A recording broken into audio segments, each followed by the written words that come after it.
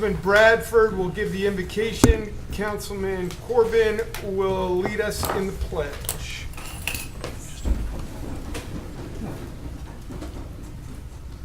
Let's pray. Gracious Father, we come again.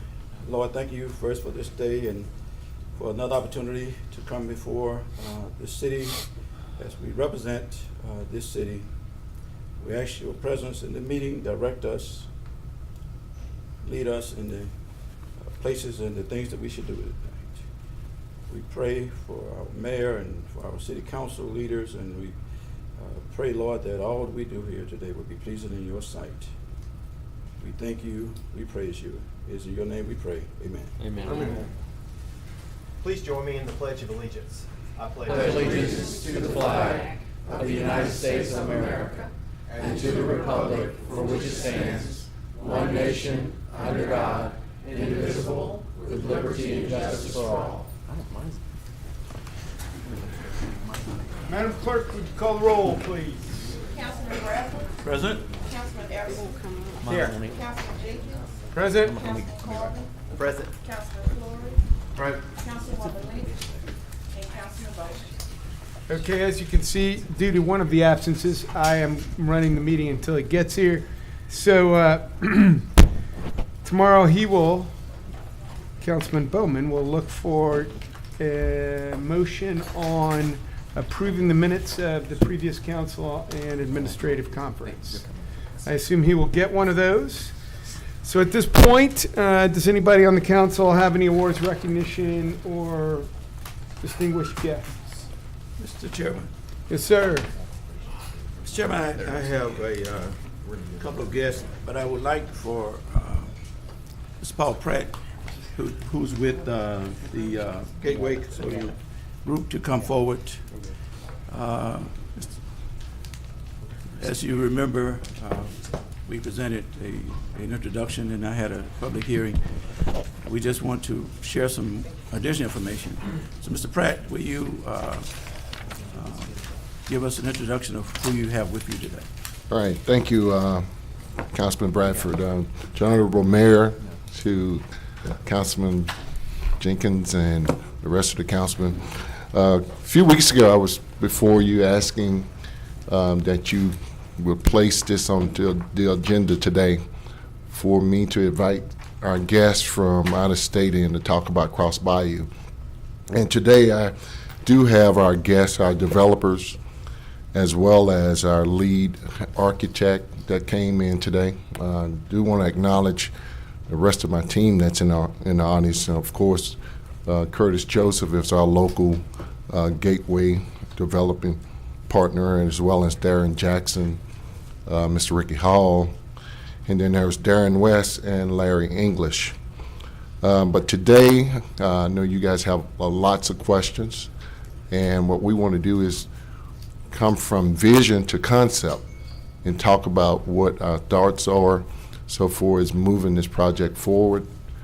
And a few weeks ago, we did announce that Mike McSwain joined the team as lead architect to see this project to fruition.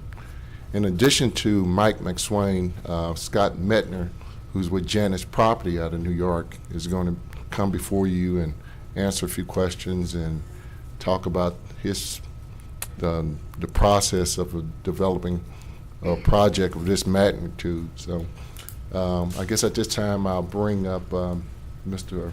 McSwain, if you like. Sure. And I think he has a presentation. Mr. Chair, if I may, I have to leave. I was told yesterday I needed to be at the Shreveport Convention Center at after 3:15, so I won't be able to hear it. But I did not want Mr. Pratt to think that I was walking out on you. I just found out yesterday I needed to be over there for some national media coverage, Sure. and so I can, Miss USA, yes, I can always get with you later if that's okay. All right. I just In lieu of wanted that, you to know Mr. Chairman, I would yield to you if you have any announcements or communications. Not today. Okay. I will have my announcements tomorrow. Okay, thank you. Thank Mayor. you. Thank you, Mr. Chairman. Thank you. I've just passed on my presentation. I think she's going to load it up for you. Perfect. My name is Mike McSwain. I'm a local architect. I think I know every one of you here. It's my hometown too. My office is right down here as well. Wanted to talk to you today about just the master plan process. And really Scott will be talking about more implementation and kind of the nuts and bolts of putting this thing together. To kind of expedite while she's loading that, I'm going to just start, and then if she gets the presentation, I'll just catch it up to you. So the process, as far as my role is concerned on the master plan of this, is really a three-part process: mission, vision, implementation. It's not anything new. This is a tried and true process that planners have been using for a long, long time. It encompasses kind of the mission part, which is understanding the project, documenting the existing conditions, doing the site analysis, and creating the market study. From there, you roll into the vision piece, which is really the kind of creating the vision and putting together what that looks like in a master plan. And then lastly, the implementation. Again, a fairly simple process. I like to say understand the whole problem before you solve it, rather than come in with all the preconceived notions. Really let it become what it wants to be and really become uniquely Shreveport and really ours. Part of that understanding is the feasibility studies, market studies, environmental recommendations, site acquisition strategies, infrastructure assessments, legal input, organizational structure, cost models, and funding sources. And we anticipate it being a large group of stakeholders. There's many public, private, nonprofit groups that all are directly affected by this, who should be at the table and should be part of the community engagement. And that includes folks like you in city government, as well as the state government, federal government relating to DEQ, as well as local partners, art institutes, Urban Land Institute, and so many others that we think should be part of it. The existing conditions piece really takes a look at the totality of the property and analyzing it. What kind of property is it? What are the historically significant pieces? We know in that area there's a great Waddell Truss Bridge. It's one of a kind almost. There's only two of them in existence.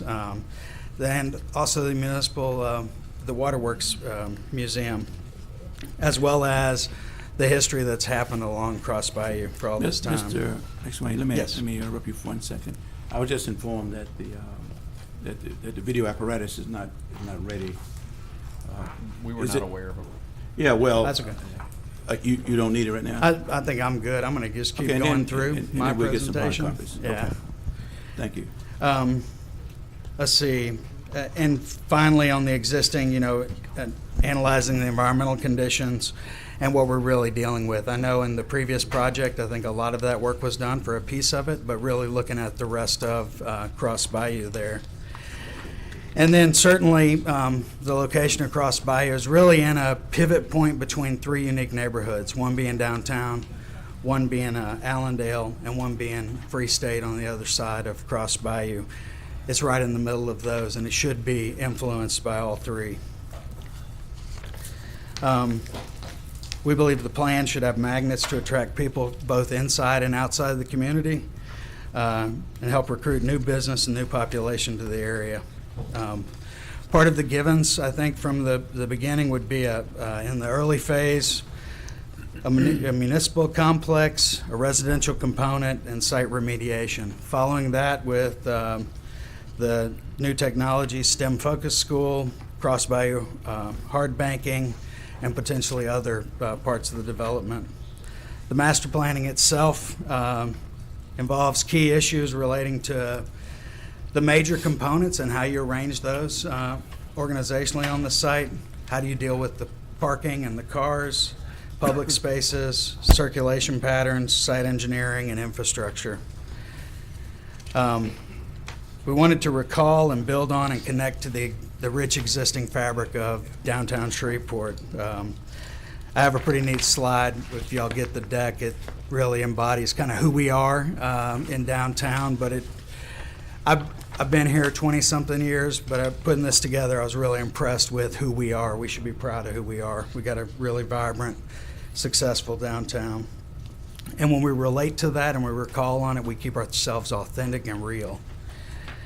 I think some of the guiding principles in a development like this, much like in other parts of the world, waterfront features, pedestrian bike paths, storing the vehicles, municipal offices, places for people, dramatic nighttime areas, multifamily housing, public art, street-side dining, main streets, gallery spaces, play, healthy living, and sustainability.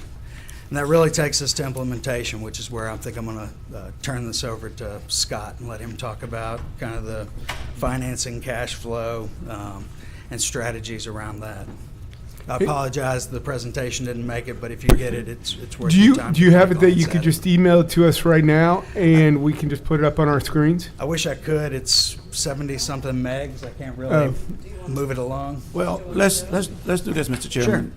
Let's get the operator set up. We'll move forward, and at the end of the meeting, we'll allow some time for the presentation to be shown. Is that okay? Okay. Okay. We'll do it like that. So bring Scott up, and then My we'll move flash forward. is floating around somewhere.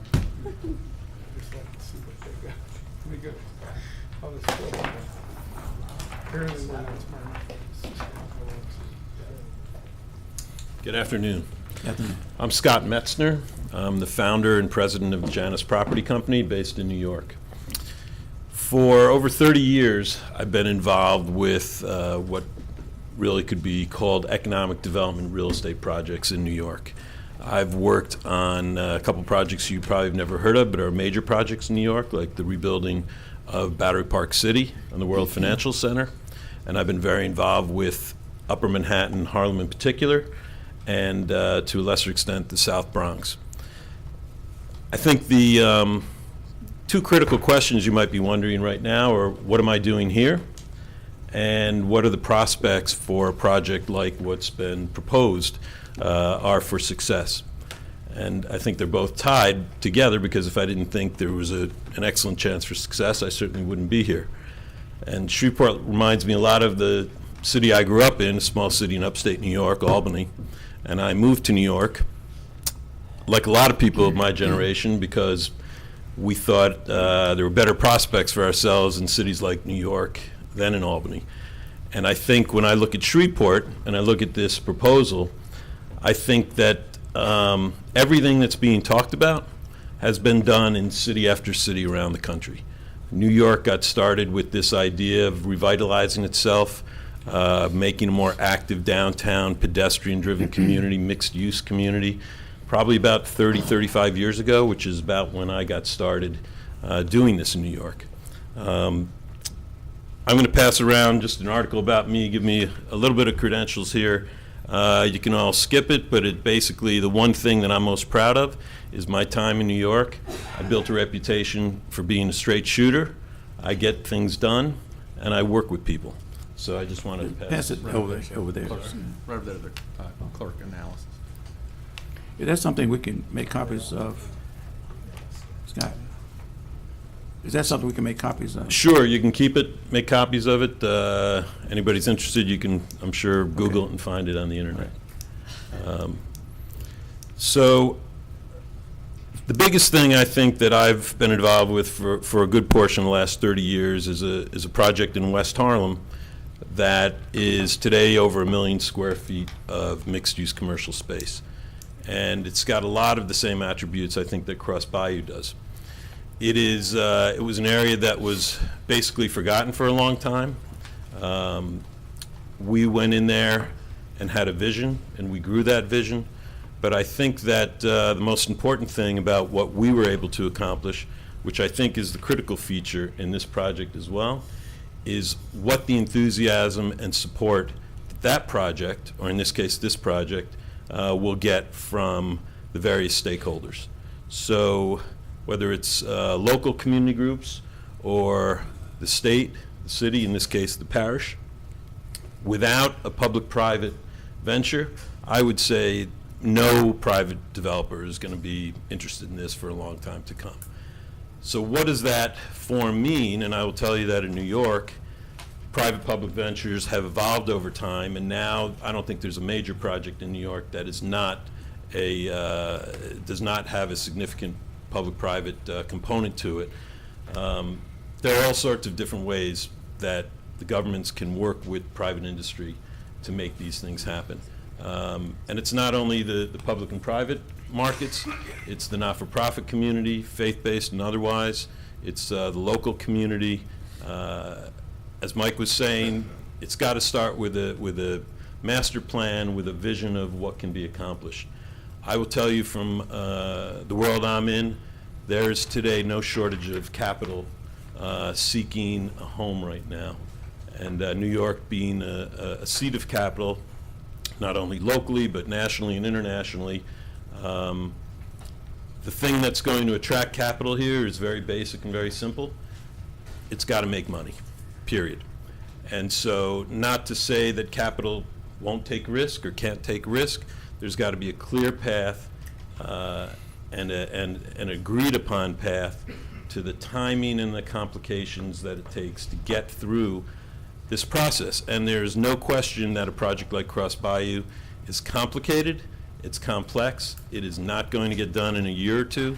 You were talking about 10, 15, maybe 20 years, but it has the hallmarks of a transformative project that would then really pay dividends in surrounding properties and tax bases, for literally generations. And if you look at New York, and for anyone here who's visited New York over the last decades or been to New York recently, it's hard to imagine the New York I moved to in 1982 and the New York of today, and it's largely because of these public-private practices. And there is a list of types of ways that the local and state and federal governments were involved in projects I've been doing, and others which are not worth going into today unless someone's particularly interested. But I think the message is that this is an exciting project for me personally to be involved with. It's very much similar to things I've done before. The local team is incredible, and none of you here need me to come from out of town and tell you what to do, and I can't even pretend to tell you what to do. But I can tell you that I can shine a light on how this has been done before, not only in New York, but in cities around the country. To give a couple examples, again, I'm happy to hand out and leave. And this would have been unbelievable a couple of years ago. One of our tenants, International Quality Art Gallery, their current, this is from last Friday's front page of the Weekend Arts section, New York Times. The current exhibit at his gallery, Electrifying Meditations on Black Life in America. This is an international class project happening in literally only a handful of years ago. People would have been scared to walk down the street. And just again, to give you a sense of what we're doing, a little bit random, but I grabbed them on the way out of the office. These are a couple of leasing brochures for 2 of the phases that are currently under construction.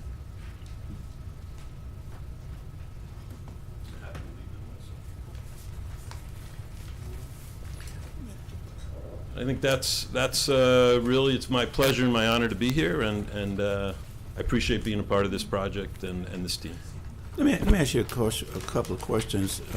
Then I would refer back to Mike after we see his presentation. Now, and certainly you just made a very impressive presentation as relates to what do you see in this endeavor. How would you respond to those that feel that moving from this point, requesting an MOU is premature? Where are we in your experiences in dealing with this type of project from the start? My impression is that without an MOU, you're going to get no one to spend any time or money on this. There's got to be a starting point. And the MOU is non-binding. It commits the city to nothing. It will give an indication that there is the beginning of this interest, this public interest, in pursuing this project. And I think in order for people like me or other parts of the team or people who haven't even been identified yet to spend valuable time and resources moving this project to the next stage, an MOU that's just base one, I think. Okay, it's fundamental. I think so. And from your researching this project, it became very appealing that this could work and create some opportunities that we haven't seen before. I think there's no question about it. And again, I think, the one thing I can offer as an outsider is that there's nothing new that's being talked about. Okay. This sort of thing has been done now around the country, from Portland, Maine, to Asheville, to Nashville, to even Detroit, to Brooklyn, to Harlem. People want to live in cities. It's happening around the world. People want to live in cities. People want to be next to other people and not as isolated as we've been for the last 20, 30 years. And if you look at even the individual components of this property, whether it's the rail, there are rail trails around the country. You look at the waterfront, a huge attraction to people. You look at the connections, whether it's to the casinos or across the river. There are great real estate components here that, when put together, could be that type of transformative project that we're talking about. Thank you, and I'm gonna reserve some time. I hope you stay to the end so we can Thank you. get some more questions. Anybody? Paul?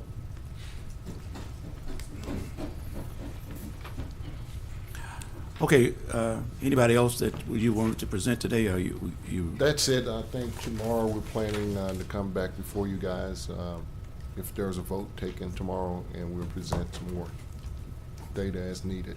Okay, well, that, further in the discussion, we will determine where we go from Okay. today, okay? Good. Okay, thank you for coming, thank you for coming down. Mr. Chairman, thank you for this time. Okay, Jerry, back to you. We are at recognitions by council members and distinguished guests. We have only had one. That was it. He started. All right. I don't know if anybody else has it. Any other council member? Administration? We do. Mr. Chairman, we have Waynette Ballingy that is up for council confirmation to be introduced tomorrow and then confirmed in 2 weeks. She is finishing out the remainder of an unfinished term of a previous member, so this will be her first full appointment. She is in the audience today, so the administration would take this opportunity to invite her up to the podium and answer any questions that the council may have, so she can be dismissed. I mean, it'd be very difficult to dismiss Waynette, so This- that would not be the terminology I would ever use. Dismissed to go to other important engagements, I'm sure. Okay. Bailed yourself out. Yes. Anybody have any questions? No, I mean, can you just give us a little, and I don't have it in front of me, I don't see it, but I'm not familiar with it. Can you tell us about yourself? This is for the Airport Authority. Yes. This is for, as Brian stated, I've served the remainder of the term that was left unfinished by George Mills, I believe. And I have learned a great deal about the airport and the running of airports since I've been in this capacity. And I look forward to continuing the work that's been started out there. I think we're moving in a very positive direction at the airport. I've lived in Shreveport for 25 years. I'm very active in lots of community projects, including Christmas in the Sky, do a lot of work with the Gingerbread House, the Robinson Film Center. So, Okay. Let me ask you, and this has been an ongoing concern, it's really sort of a albatross around our neck. It's the airfare coming in and out of Shreveport. Is that something that the board constantly discuss and how we can address it? it's really not anything that our board has any jurisdiction over. Those rates are determined by the airlines that actually come in and out of Shreveport Regional. But it is also something that our director, Henry Thompson, who is also present today, is constantly at the table with them discussing and pleading the case for Shreveport to have lower fares. But quite honestly, it's a very complicated picture, as are most of the things that we all deal with, and it has to do with the use of our airport. So I think that if we can find a way to stop 40% of our people from traveling to Dallas to use their facilities, we'll have a better case with the airlines.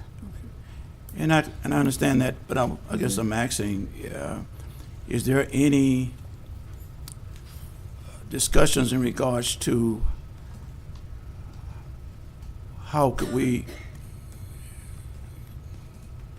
sort of increase some volumes or modify some freight traffic that could subsidize some things that would help generate and reduce some of those fares and fees? Well, like I said, that's really not something that the board per se deals with.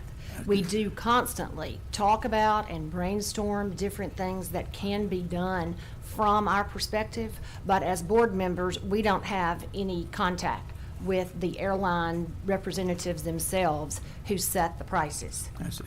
Okay, well, I'll address this to Mr. Thompson a little bit later on. Thank you very much. Sure. And just so you know, there is another group, I don't know, RISA, I don't know how to pronounce it. RASA. RASA, which is really the group that does a lot of that outreach. And I guess it's a private nonprofit formed after the airport study in 2010, I believe. That's correct. So they would maybe be a group that really would be the correct audience for those type of questions.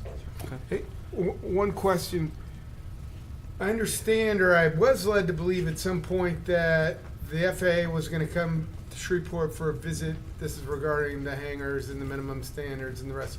Has that happened, or is it was going to happen in May, but I believe that that's upcoming, Oliver, This Thursday. it's this Thursday. at the airport meeting. Gotcha. Okay. Thank you. Councilman Corbin? Thank you. Just in response to some of Councilman Bradford's questions, I was going to say that I heard a presentation by RASA a couple weeks ago and would request that we have their representative come here to give us an update about what's going on at the airport. I don't think we've received one Certainly. in a while, and there was some good information in that report. The administration will be glad to do that. Thank you, I appreciate that.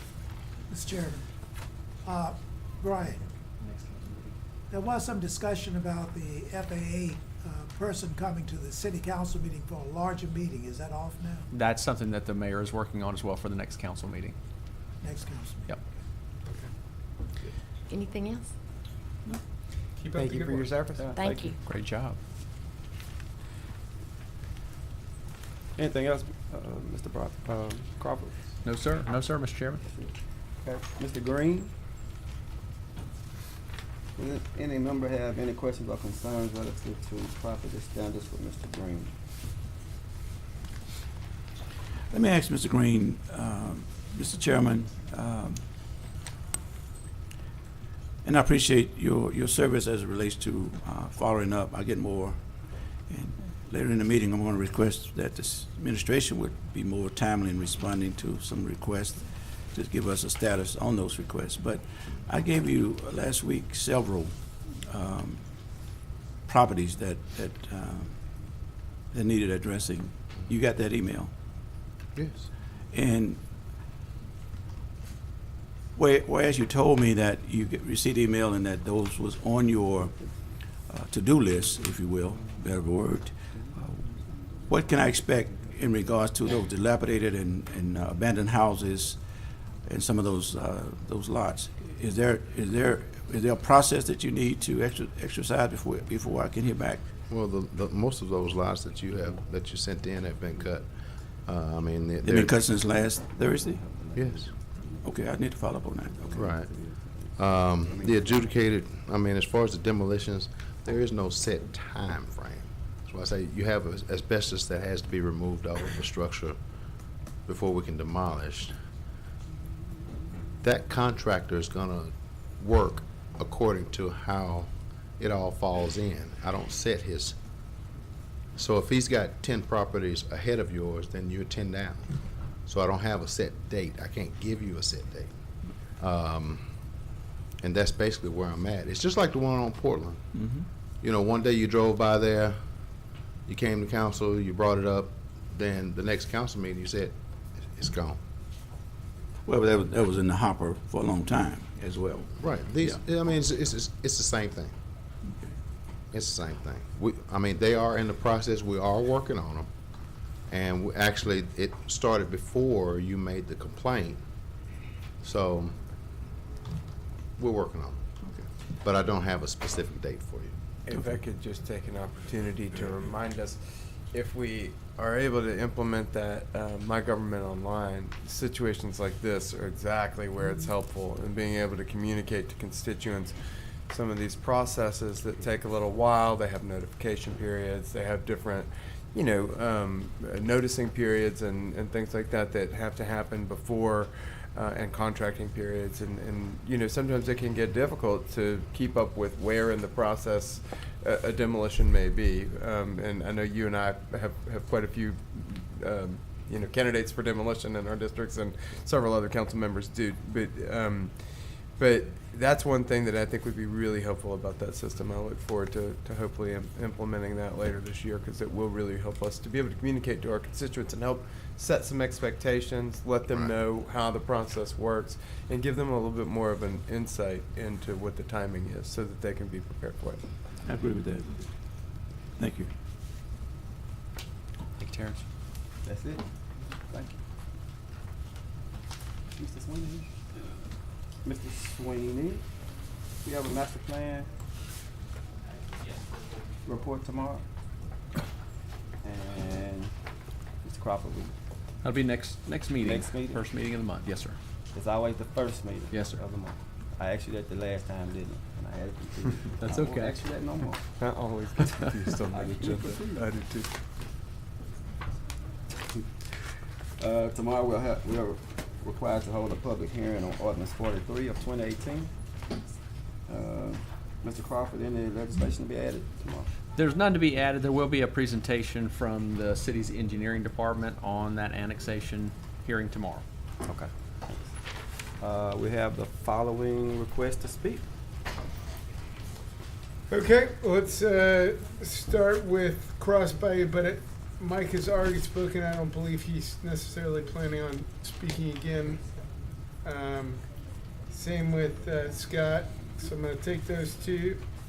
Pastor Mays.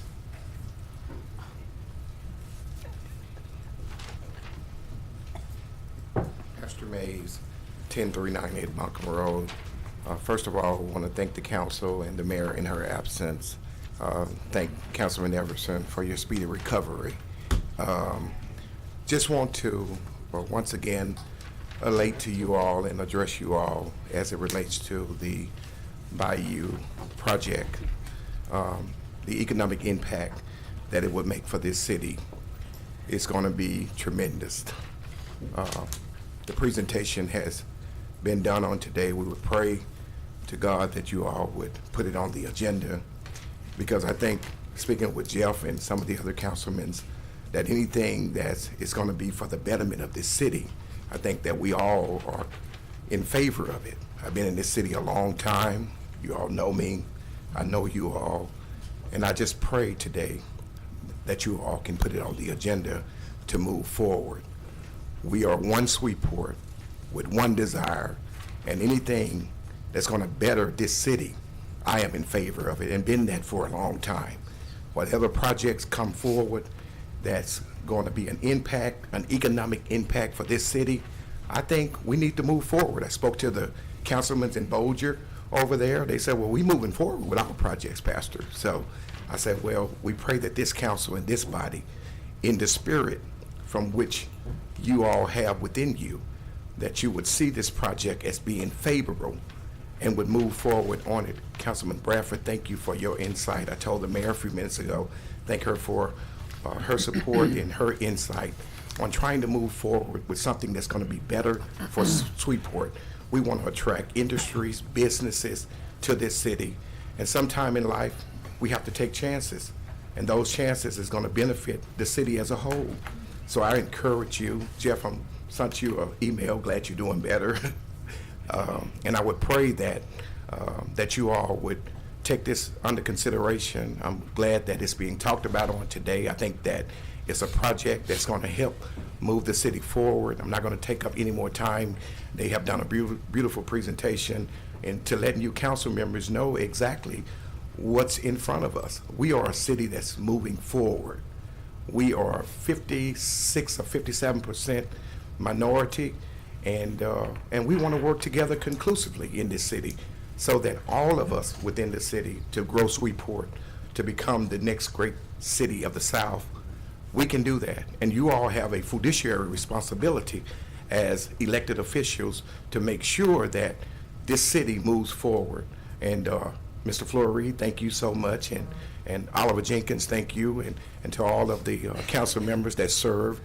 Sometime in life, we have to make tough decisions, and these are one of those decisions that you have to make for the betterment of this city, and we would pray God's blessings upon you all as you continue to move forward and put this on the agenda for tomorrow.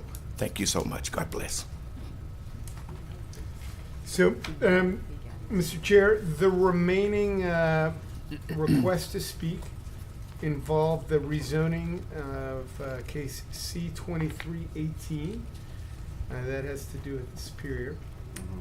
I'd suggest that we put those off till we actually get to that point on the legislation on the agenda, and then bring them up to talk then. But that comes, am I saying it right? That's in 2 weeks. Yeah, so this is only for introduction today, but Okay. for those that haven't read about it, at least by virtue of introducing, you'll know a little bit of what we're talking about. So 15, 20 minutes of patience and we'll be there, okay? No more executive appointments, so consent agenda. Mr. Crawford? Yes, sir. Mr. Chairman, we're under consent agenda legislation to adopt ordinances and resolution. Resolution 71, congratulating the Shreveport Mudbugs as the NAHL Roberts Cup National Champions, and to recognize May 23rd, 2018 as Shreveport Mudbug Day, and to encourage citizens of Shreveport to celebrate this observance. Mr. Chairman, be advised tomorrow that the mayor will ask you to suspend the rules during her comments to take up Resolution 71, to adopt it, and she will read a proclamation proclaiming that day, and hope that the chairman joins her at the podium to recognize those hockey champions right here in Shreveport. Be there. Just wear your Mudbugs jersey. Give me a haircut. Wear your Mudbug stuff, yeah. Right, and by the way, it was brought to my attention that there may be another agenda item in here on Cross Bayou with Miss Irma Rogers, so if we could go back one. She wanted to speak on Cross Bayou. I'm sorry. I saw No, there she is. I didn't. I knew I sorry. saw her. I thought she walked back out. How could we miss her? She's in pink today. Fuchsia. Good afternoon, Good afternoon. Chairman Bowman. I'm sorry, for the record, Irma D. Rogers, 1920 Michoud Street, Shreveport, Louisiana, 71107. Chairman Bowman, Vice Chairman Jenkins, Mr. Crawford from the Mayor's office, and to all assembled. Gateway Development Consortium made a presentation at one of the boards I sit on, the SAC, a couple of weeks ago. And I listened with great interest because this envisioned a higher level of development for Shreveport. From our previous mayor, Glover, on one of the 2 trips he sanctioned while he was in office, I did go to Oklahoma City. And they began a lot of their transformation with redevelopment of their waterways, also adding a lot of revenues to their educational forums. They began to transform their city and brought in much needed commerce. I envision this project in a similar sort of fashion. It would be much needed economic development and commerce for Shreveport. My particular interest from the MLK area is the fact that we have youth bill under the auspices of Southern University Shreveport in my area. These are young people, ages I think 16 to about 22, who are being trained in different kinds of craft that would benefit from such a project. If you're talking about millions of dollars, you have to be talking about a great deal number of jobs. That is a focus that this project would bring to the MLK area. Yes, we have the North Shreveport Development Park, and there are some businesses up there who are employers of people from our area.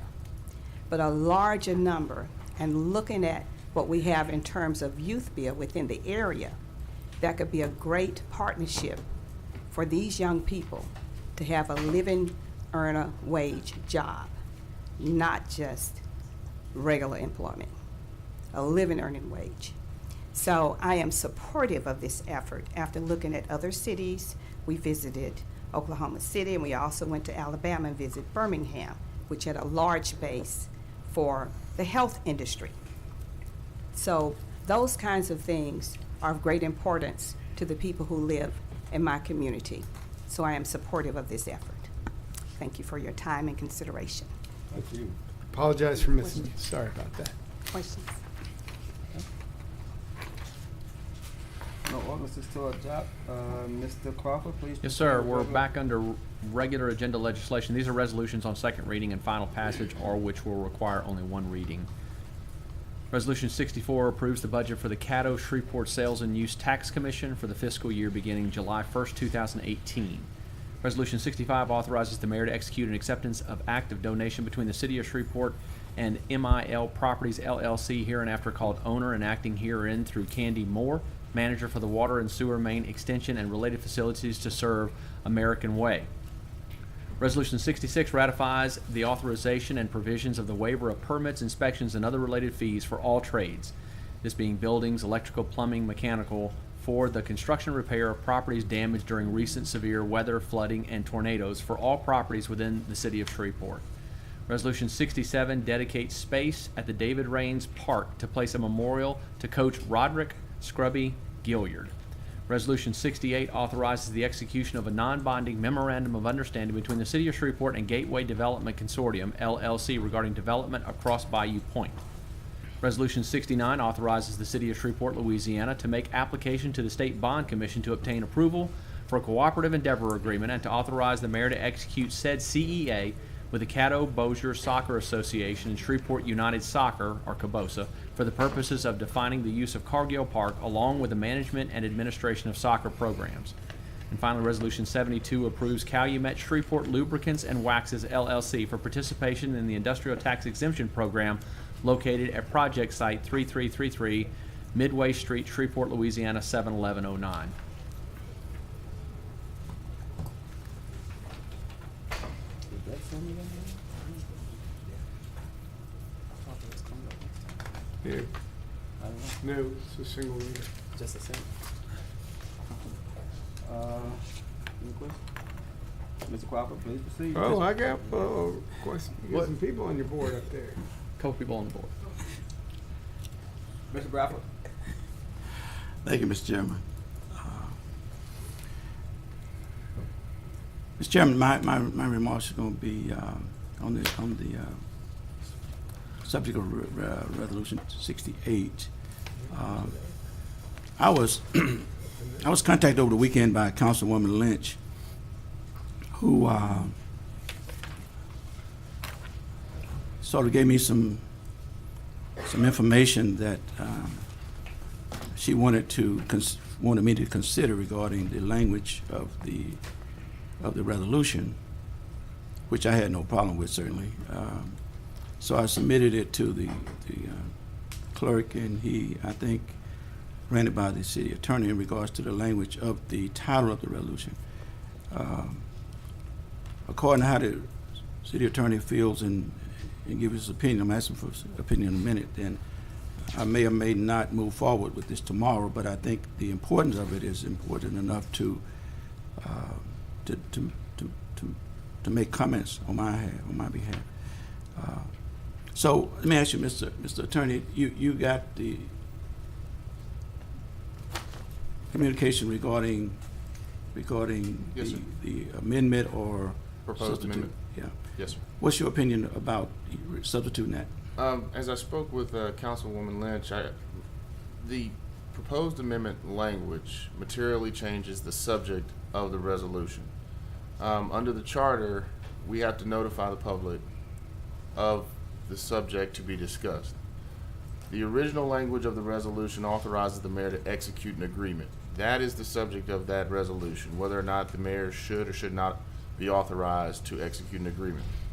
Under the proposed amended language, it is a resolution in support of the memorandum of understanding and the project itself, which is materially different. Upon consultation with the clerk's office as well, I believe that it's more proper for that to be noticed. You can't change just the title without having proper notice provided. If it were, and the suggestion I had for Councilwoman Lynch was that it's not truly an amendment, but if you were to place it on the next agenda, you would have time to have it, it's a one reader, you would have time to have it properly noticed for the public discussion. And in turn would require you to remove the current resolution that's on the agenda. That way you don't run into an instance where you're not properly noticing resolution. And so one of the questions she had was whether or not the title could remain the same and change the language of the resolution as an amendment. But again, you're still materially changing what the deliberations of the council are for when it comes to the actual subject of that resolution. At the introduction on 2 weeks ago, this discussion came up. And the discussion was, and I think the mayor may have mentioned it, that do we have the power to authorize her to do something like this? Correct. And I said that certainly the mayor has the preview to move on these type of documents as at her preview. And I would not, in this case, you would have used language, and I authored this, to use language that was inappropriate. I think I made it clear that the intent was that the city council would weigh in and give our support to this venture. It was Councilwoman Lynch who suggested that we change the language now. So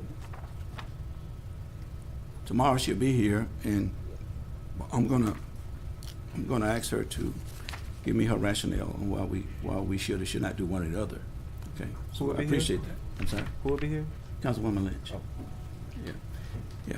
I mean, she contacted me regarding that title language. Perhaps would you yield just a moment? Yes, You sir. remember, I asked you last time, the word authorizing was troubling. You remember I asked that, and you gave me the rationale of why we should use it. I thought that if you said support Yeah. would be proper, and that seems to be what you're coming up here, but I did ask about that last council meeting, why I didn't think we used the word authorizing.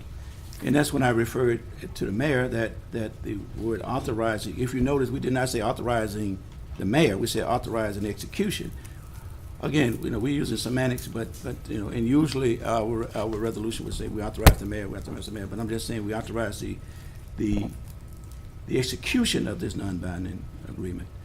I mean, she has that authority already, so we don't need to. Yeah, to authorize, okay, but I'm just saying, I don't want to get into a word game, but let me just make my comments on this subject. And we'll, again, either do one or the other tomorrow.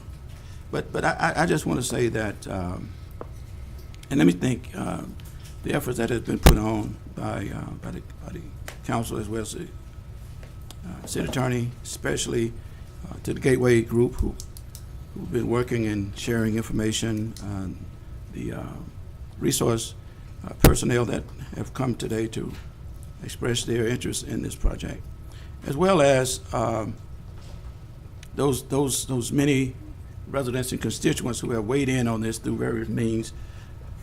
I want to thank them. This is how democracy works. Let me mention that we did have a proposal of this, but a little differently last year, that this council rejected. The difference is, I think that proposal was further along than it is now. I think we heard Scott mention that such a document will certainly give weight to the potential of seeking investors within the market. But in all that I've received, in the discussion that I've engaged with, I have not heard one compelling argument as to why executing this non-binding MOU will harm this city. I see in those that I spoke with who has these type of experiences see no risk for the city at this time on how this will be in any way a negative impact on the discussion as we move forward. What I have heard, Mr. Chairman, is name calling and false assertions, which has disturbed me greatly. I think the unwanted attacks against some of the personalities that are engaged in this project, as well as the developers, who are interested in moving forward with this project is, at best, meaningful. Rather than debating the merits of this MOU, some have resorted to name calling and calling people things like con artists and corrupt people. And most of these are done by people who have been in this city for many, many, many years, who have never offered one iota of idea that we can use to make this city more economically feasible. The people that are behind Gateway Group, I know these people. They are noticeable business people within our community. They are great citizens. And that's why I resent them being called con artists and corrupt people. I represent, as been mentioned by Mr. Rogers, one of the poorest and economic disadvantaged districts in this city. And like me, the majority of the response that I have received from my constituents understand what this is about, and they want me to seek out and look at every opportunity that's out there that could boost this city's economy and create jobs. This is about jobs. There's a connection between the spike in violence in this city and those that does not have gainful employment. And I told them, and I'm going to tell you, and tomorrow I'll say it again, that as long as I serve on this body, I will continue to seek out and look at every opportunity to bring economic and jobs to the people that I represent. They elected me to help them make their lives better, to create opportunities. I attended 3 graduations last week. Over 2,000 seniors graduated from high schools in Shreveport, Caddo Parish. And I can only wonder where would they find a job. They would have to be like my nieces and nephews who graduated last year, who had to leave Shreveport to find a gainful employment. I told you my son, who's very educated, is contemplating whether or not his opportunities do not lie in Shreveport. We can't afford to pass up any opportunity, any perspective or proposal that can create these type of opportunities for a city that some people categorize as a dying city.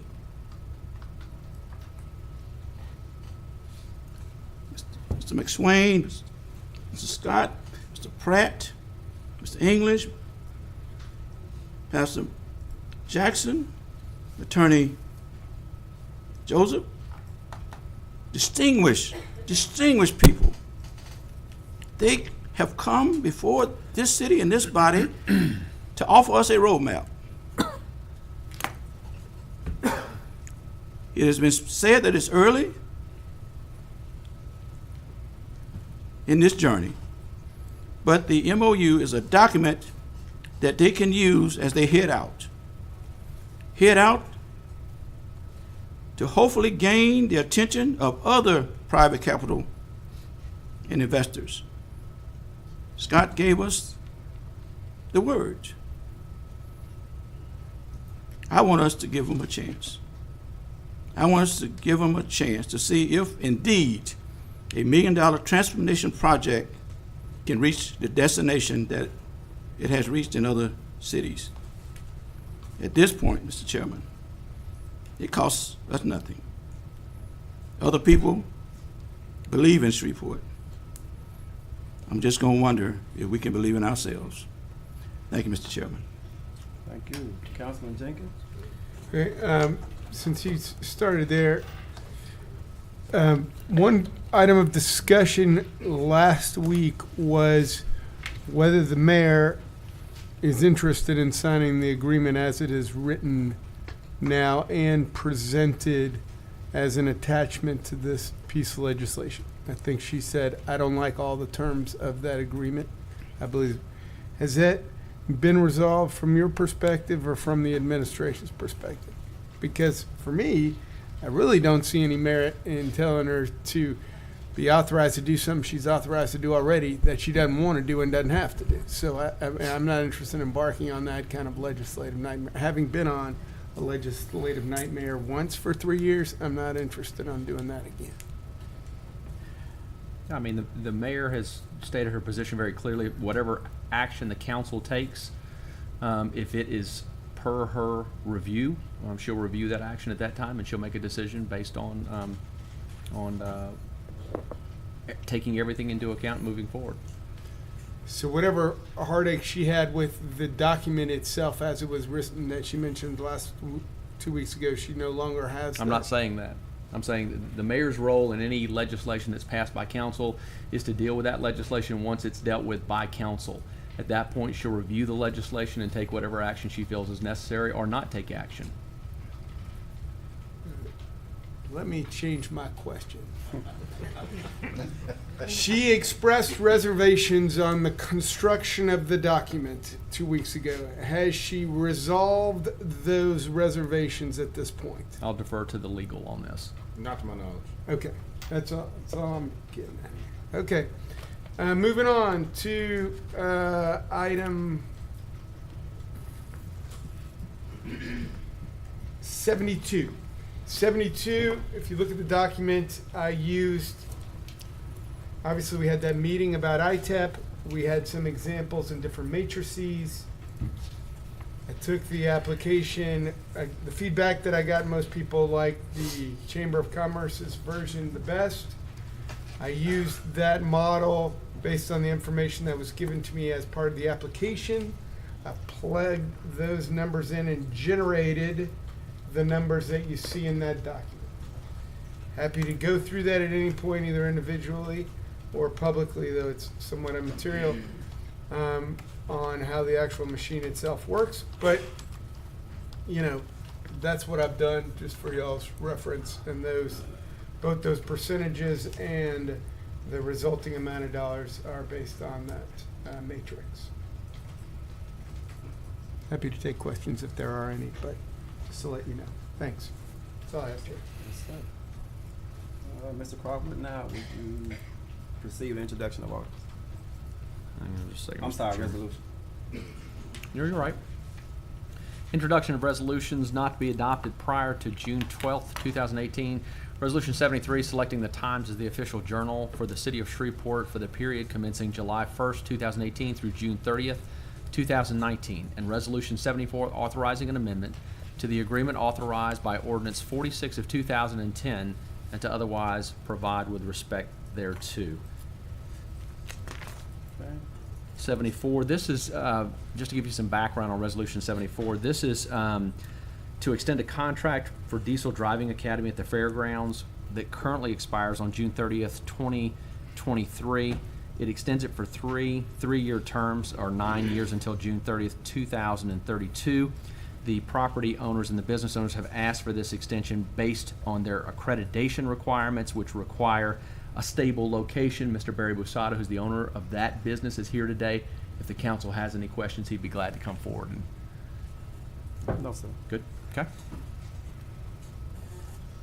Introduction of ordinances not to be adopted prior to June 12th, 2018. Ordinance 44 amends the City of Shreveport, Louisiana 2018 grant special revenue fund budget, appropriating the funds authorized herein. Ordinance 45 amends the 2018 capital improvements budget, appropriating the funds authorized therein. Ordinance 46 is to revise and update Chapter 78 of the Code of Ordinances in regards to design guides for street pavements and private project inspection fees. And Ordinance 47 is a zoning case number C-23-18, an ordinance to amend the official zoning map of the City of Shreveport Unified Development Code by rezoning property located between Drexel Drive and Montrose Drive, Shreveport, Caddo Parish, Louisiana, from R17 Single Family Residential District to CUC Urban Corridor District. Urban Corridor. Okay. Councilman Jenkins. Yes, so as I mentioned, this item, KC 2318, which is this ordinance 47, we have 6 people here to speak. And though I'm quite familiar with the issue, not sure that the broader council is, so I'd ask if we could at this point to bring on Mr. Sweeney, have him give us just a brief overview of the situation, and then ask the people that are here to speak on its behalf plus or minus. Do you mind if before we do that, I make a short, I was just going to give a short explanation of another piece of legislation that was on Sure, there, and I'm sure, afraid sure. it may get lost in the No. discussion. That's just ordinance number 45. I wanted to just call that to y'all's attention to make sure that you knew what that was. This is in regards to the announcement that the mayor made earlier today about funding for the common park in the Shreveport Common area. Now, this funding comes from, we had a grant that was awarded through the Economic Development Authority, and it was, or administration rather, Economic Development Administration, that was for a drainage project around the Millennium Studios area. That project was completed and came in under budget. We were able to get that project done at less than the original anticipated grant funds that were made available, and so there was about $1.2 million that was left that was either to be returned or applied to another shovel-ready project in that designated area. And so since we had this project with the engineering already done, the administration made a request as to if we could apply that funding towards this project, and that request was granted. So that's what this funding comes from. And if you have any questions, let me know. It's just for introduction today, but it was kind of a fast-moving change, so I just wanted to bring it to everybody's attention. And if anyone does have further questions, feel free to reach out. Yeah, I would just request that we actually see, it's clear on how the money got there. What is less clear to me in the documents is what they're gonna do with the money. Yeah, that's, I think, pretty, we can provide. So is that there a deck that plan? I was- mean, there must be some kind of overview. Yeah, they had a presentation today that shows what is going to be done. And, Oh, you do? Yeah. I mean, not for today, at the press conference. I don't know if they have it, but I'm sure we can share that. Yeah. Okay. And Great. that would make it clear. I mean, the mayor held a press conference this morning to announce that the $1.2 million that has to specifically be dedicated for a project in the Shreveport Common area, shovel-ready project in the Ledbetter Heights area. These were leftover and reimbursed funds for a previous drainage capital project that Councilman Everson is referring to. And so the mayor sought out the permission from HUD on this EDA grant to transfer it to really the only shovel-ready project we had, and that was Shreveport Common. And so that's over a $3 million project in its initial unveil. But this $1.2 million starts the project. It allows us to begin construction if it's approved by the council in a couple of weeks. And even without additional funding, what it would provide is a scaled back version of so it would essentially lay the groundwork for, you'll have probably seen a presentation of the park that has these various amenities in it. This would provide sort of the base level park with the sort of the electrical, the drainage, the water, trees and the grass, the demo, the trees, the sidewalks, grass, landscaping, planning, sidewalks, hardscaping, all that kind of stuff. But it would not be able to provide the the performance pavilion, some of the architectural elements, some of the artistic elements. Those are things that they're currently working on securing funding for from private and other sources as well. Gotcha.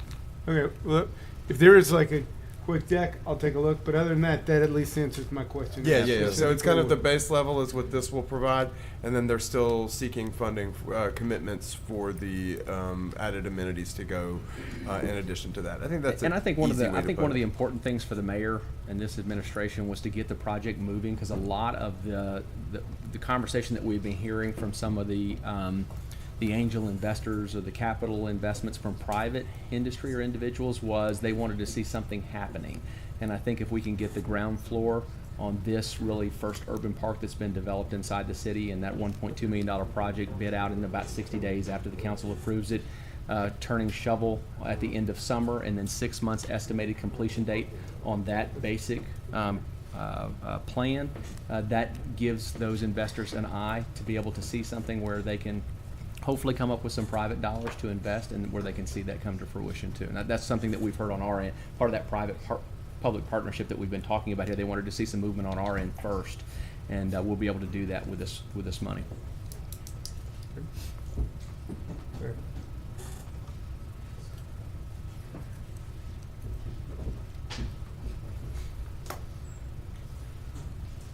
Okay, I'll just give a brief overview of this case that's under consideration. The property to be rezoned consists of 3 residential lots that are intended to be replatted with 4 adjacent lots already zoned CUC to allow for the expansion of the Superior Bar and Grill parking lot. The rezoning of the lots would allow for the expansion of the parking lot, as I just said, and hopefully alleviate traffic backup on the side streets and the main thoroughfare, thus reducing potential traffic or safety incidents. The challenge of this development of this corridor is finding a balance between the lot depth that would allow the business properties to remain commercially viable versus potential adverse impact to the adjacent neighborhood.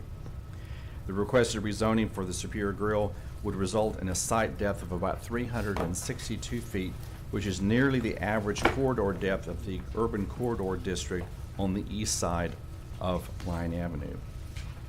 To be more compatible with the neighborhood and to mitigate potential adverse impacts of encroaching into the neighborhood, the expanding parking lot will require a 10-foot wide landscaping buffer and a 6-foot high solid screening fence along the property lines that abut the adjacent residential district.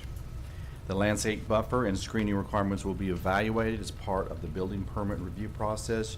Should the owner desire to further expand the site in the future, careful scrutiny regarding residential encroachment should be given highest priority. The applicant's request for CUC rezoning is consistent with the pattern of development along the corridor and is also compatible with the future land use map that is indicated in the 2030 Great Expectations Master Plan. Furthermore, rezoning and replatting of the subject lots with the existing Superior Bar and Grill properties would create a single cohesive site fronting Line Avenue. Just as a point of reference, realize the majority of this site has been developed previous to the UDC. This section that would be developed as the expansion of the parking lot would be of a higher standard because of the additional landscaping and buffering requirements that you did not have before the UDC went into effect about a year ago. The board voted to approve this project, and basically this is their recommendation. They voted 8-0 to recommend approval. This application is submitted. Administrative review and approval of the submitted replat application, verification of the required landscape buffer, and screening and provision of a lighting plan, which is also a factor that was brought up in the discussion, will be required prior to the issuance of any building permits. And there was a total of 1 person that spoke in favor and 8 people that spoke in opposition. Mr. Chair, quick question. Yes, sir. So there's envisioned, according to what you just quoted, a 6-foot privacy fence. I, at some point, have spoken to the owner, and he told me that some of the neighbors wanted a 10-foot fence, and then the code max height is 8 feet. That is correct. 8 feet is the highest that you can get without a variance. Okay, got it. And then in terms of the actual makeup of the lot itself, whether the lot is gravel or stone or crushed rock, I believe is the new term, or asphalt, it's the MPC who decide. It's the MPC staff is who approves the material. No, sir. The UDC requires that it either be asphalt or concrete. There's no gravel allowed anymore on parking lots. Okay, so that isn't a, I'll call it, that isn't really a negotiable part of this. We're just talking about the zoning, and then the site plan, obviously, is y'all's, as well as the material is written by the code. That is correct. Provision of the code. So we're held to the standard that it has to have the landscape buffer, it has to have the screening, it has to have the island landscaping, we have to do the lighting plan. All of that has to be done because that's what the UDC requires. And another thing that, and I know this is part of a change for us, in the old days, the MPC used to vote on this, and then it would come to us either to hear any appeals. But in this case, they've made I guess, their opinion, but it's really our vote. So That's there's correct. no appeal required No. or any of that anymore in this system. That's correct. So there's no formal appellate process, though there is obviously a significant group of people that have some hardship with this. Understand. And so at that point, unless anybody has anything else, I'll bring up. I do. On the board. Councilman Fleury. Councilman Fleury? Okay, Mr. Sweeney, go over this lighting plan with me again. One of the things that we require in the UDC is that, especially when commercial property is near residential property, we require the applicant to provide us what they call a photometric plan that says there's a certain level of candle power they can allow on the edges of the property. I'll give you an example. This is previous to the UDC, an example where the lighting details were kind of worked out. If you go to the Walgreens that's there on Uri Drive and Southfield, you'll notice the shielding that's occurring on the lights at the top so that the lighting does not spread into the neighborhood or create light pollution. Those are the kind of things that we will be looking for in the lighting plan, so to make sure the level of lighting is low enough and that if necessary to protect the residents, a shielding effect would be put into place. Councilman Coleman, I was thinking about your project out there. AFS? Where we had headaches with the lighting, but it sounds like that, with the shields and things, we've learned from that they used to. Okay, Mr. Sweeney, thank you. One second. Councilman Bradford? Yes. Whenever we're presented with a decision to override the vote of the MPC, I take it with a lot of concern because you put in the resources and the work to review these applications. And your board voted in response to the investigations and the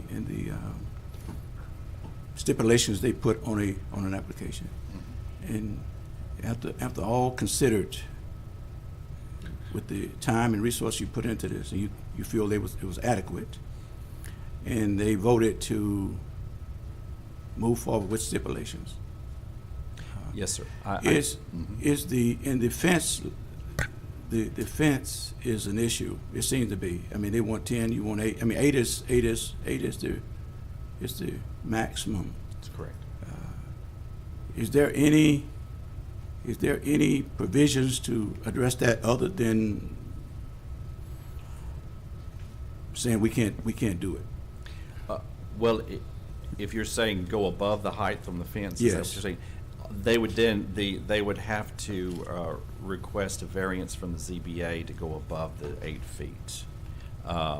Typically, 8 feet is considered the optimal height for a screening fence because that's taller than the majority of people, and it means that it gives you more, I guess, a greater level of obstruction.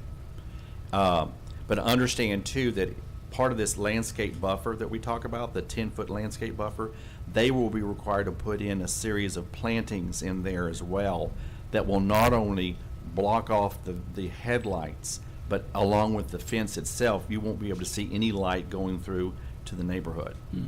So it becomes not only a light obstruction, but also a noise obstruction because it brings the level of noise down that might occur in that parking lot as its adjacency to that neighborhood. That was the intent and the goal of the UDC when it was adopted by this body over a year ago, was to create those built-in protections for the neighborhood. And so that's one reason why I think the board was unanimous in their vote, because they saw all the safeguards were in place, and in that meeting we brought up the issue of the lighting plan and they added that on. So that's everything you could imagine: noise, lighting, visual, screening. At the same time, remember, there's no new access being provided off of the street, so this is an internal drive that brings you into this parking lot. And if anything, the hope and the desire is that it will pull some of the parking that's on that adjacent streets off and put them into that parking lot, which is much more conducive to the traffic flow and the safety of the neighborhood to have it on a established parking lot rather than along the street. Okay. You know, and I just wanted to hear again that you the board and you considered that was a reasonable compromise to do the things that Yes. is required. Okay. Thank you, Mr. Chairman. And you said for the 10-foot, they have to get the variance? There's a being variance. Let me say this, there's obviously some, well, I hope, or I'm understanding that there's some communication between the three adjacent property owners and the owner right now. I mean, they're trying to negotiate what is acceptable. I will say that there's that group who have kind of the specific, this is on a very high level, and I don't want to take away from what their thought, or say what their thoughts are, but at a high level, the way I see it is you have three adjacent property owners who are specifically concerned as how this impacts their property. And then you have a broader group that are neighbors on adjacent streets that have how it affects their property, but they're being affected in different ways to a certain extent. One of the other things besides the fence height and the amount of light going through and some drainage and some other issues, those are obviously the people adjacent to the property. Some of the concerns that are being brought up by the other property owners around there in the neighborhood is the ability or us to consider maybe closing off the street. So through traffic, much like on Drexel does not go through into the neighborhood. Now, I've asked the administration to take a look on that and give us some feedback. Is that really something we could do, or what are the impediments for that? So on a pretty high level, if you don't live next door, you're more worried about the traffic going through and what you're going to see in the rest of it. Maybe one of the ways to fix some of that would be with closing off the street. They may say something different here, but that's my kind of initial. I thought the fencing part was fixed because of the double-sided fence they were talking about putting there. Would that show that? Or not? Yes, but their biggest a lot of the people that have approached me are simple. We got a lot of people that are exiting this establishment through the neighborhood for a variety of reasons. And they are in a neighborhood. They're not in the urban corridor by any means, and they're looking at a way to mitigate some of that. Now, in fairness, there's now an additional property owner across the way, Pizza Rev, which is doing great, which certainly support, but that's bringing even more traffic to this extremely narrow thoroughfare at the moment. Okay. Okay. Councilman Corbett. Very quickly, I attended the MPC meeting where this case was heard, and we'll hear a lot of the same comments today, I'm sure, that heard during that meeting. And while the chairman of the MPC may disagree with me on this statement, I will say that when the question was asked, is this going to go to the city council, there was a bit of a sigh of relief among MPC board members, and immediately following a unanimous vote was taken. So I thought that was kind of interesting. Because remember, we're not overruling any MPC here. We are the decision body. This is not the old appeal. And the other thing that I wanted to say very quickly is I don't want us to focus on height of fence and fence issues. It really is, and I think we'll hear this when the speakers come up.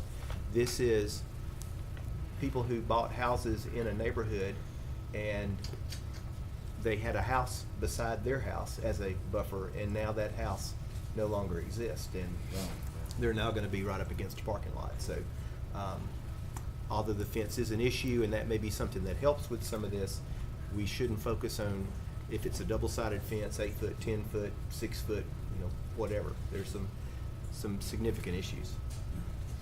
Thank you. And Mr. Chairman, Councilman Bradford. let me just be clear.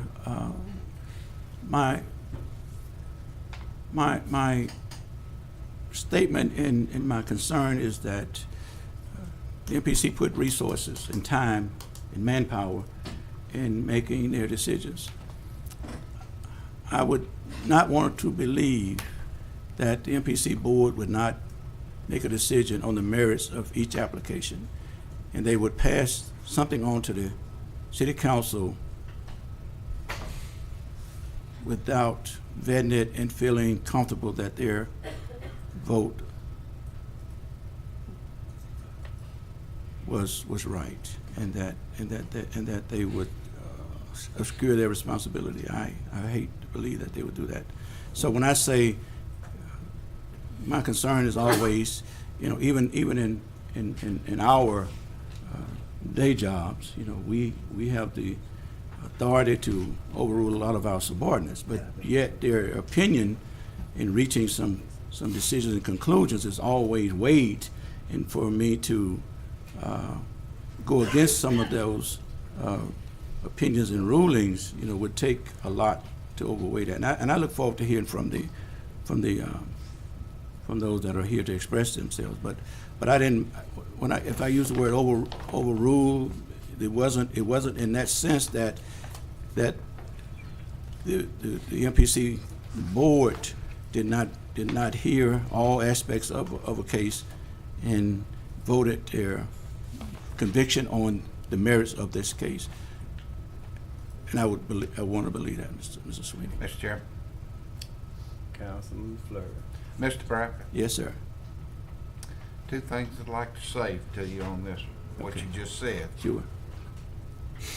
First of all, the opposition was 8 and support on this application was 1. And regards to your statement about the MPC board passing that on, I have some land in Florida I'd like to sell you. That's all I'm gonna say. Okay, so first on my list, unless somebody has something else to, we've been waiting patiently. Okay, Mr. Hosey, if you would speak first, or unless y'all have a different proposal or. Yep, yeah, I got 5 y'all, and if y'all want to run it a certain way, that's prudent to get your points clearly across to us. There we go. We'll try. I'm just going to give a general overview, if that's okay, and then other people can speak to more personal experiences. I'll be followed with a list of the inaccuracies in the MPC report. Luckily, Mr. Sweeney's here to talk about those. For those of y'all who don't know me, my name is Rich Hansel. I live at 6139 Dillingham, 71106. I'm actually just down the street from Superior, which means the view off my porch went from neighboring families to 2 parking lots, or more appropriately to Mr. Corbin's point, I used to be 4 houses away from Superior. I'm about to be 1 house away from Superior, which is not ideal. So, ladies and gentlemen, thank you guys for taking the time to hear our concerns. Luckily, we're not here to talk about the flow of trash, the fights spill outside, all the drunk driving. Those are separate issues. We're here specifically to try to stop the rezoning of these neighborhood lots. We're not quite sure. I guess our central question is why one man's wants would trump the needs of an entire neighborhood. The neighborhood's a little bit unique in Shreveport. It's why a lot of us moved there. We're able to walk to local businesses. That's why a lot of us moved there. We can go, we can support. We didn't really expect the businesses to come to us. We expected to be able to go to them. For a brief history of the issue, the owner of Superior bought a residential home. He knocked it down and then gravelled over the lot so that it could be used for the parking for his restaurant.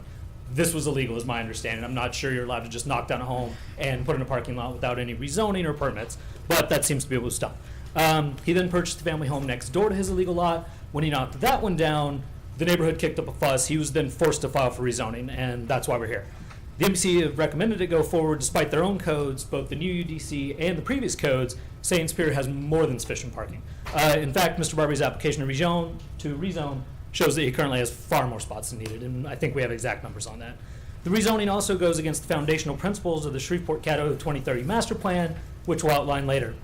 To address the Pizza Rev issue, there was a little bit of problem when they first opened with parking down our street. That's actually been rectified. They chose to pave out a parking lot on the business side of a home that the owners of Pizza Rev own.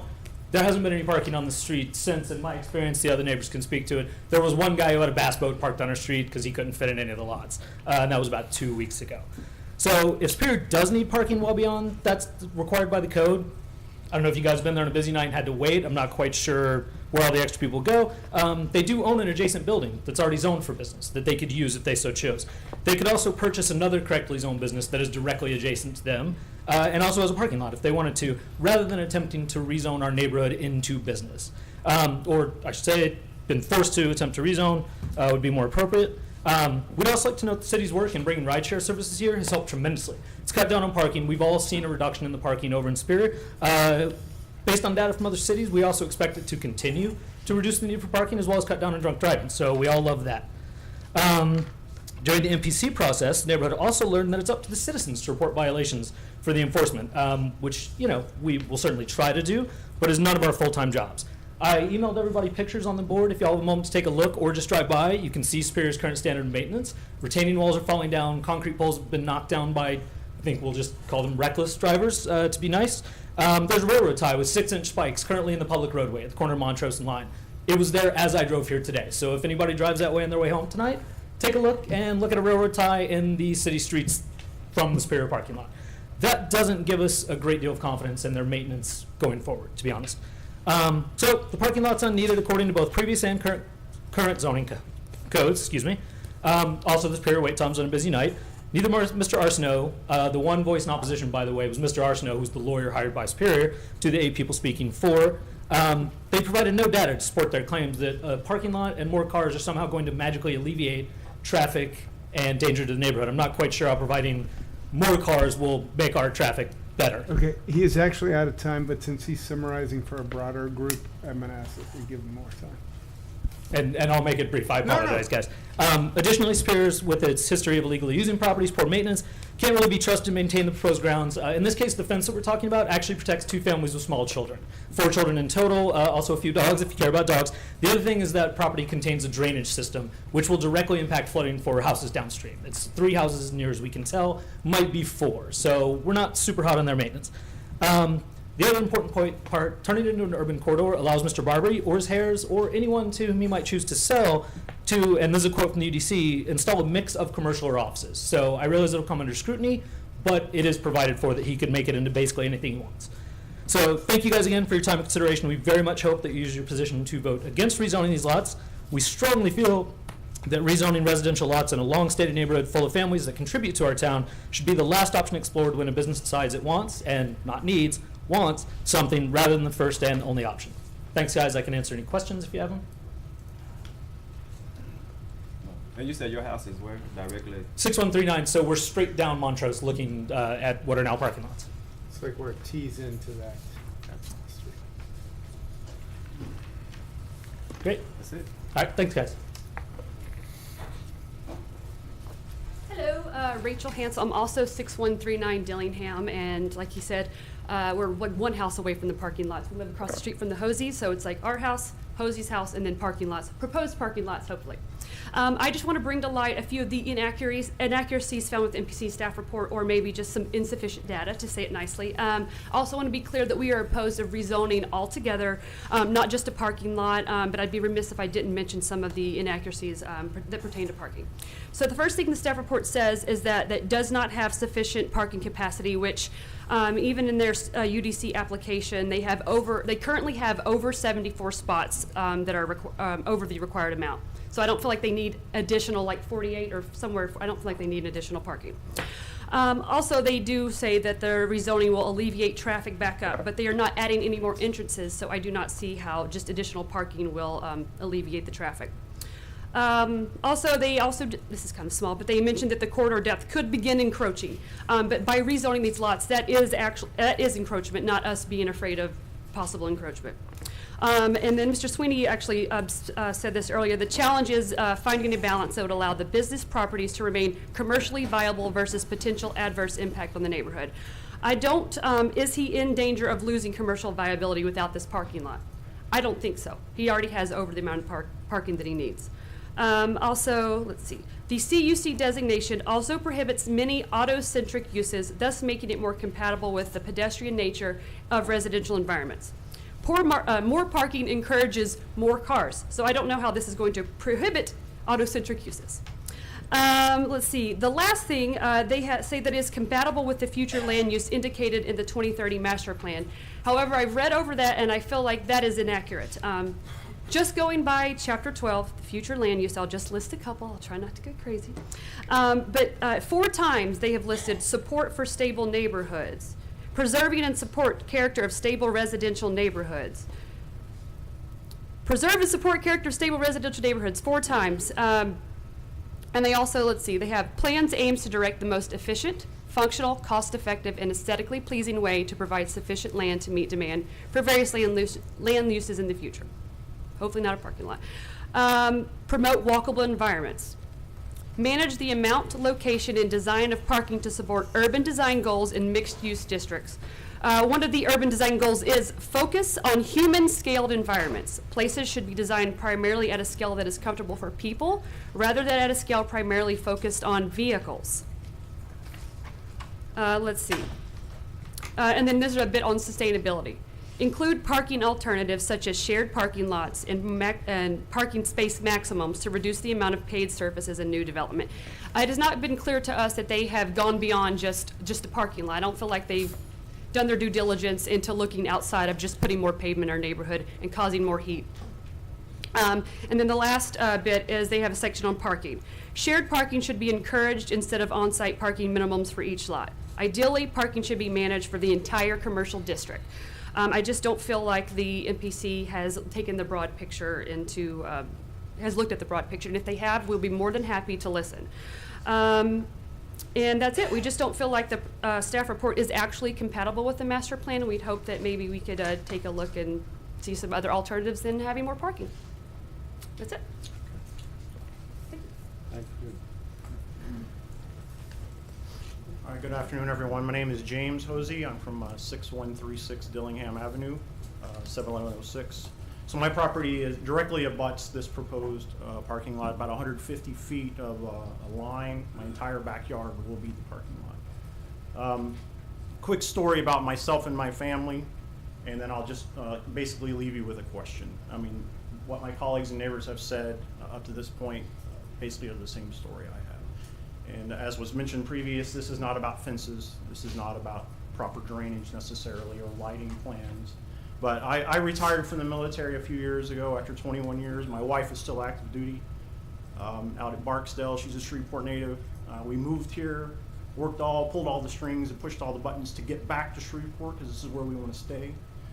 She'll retire in a couple of years. She's a Deputy Director of Intelligence at Headquarters 8th Air Force. We have two small children, ages 8 and 1, both girls.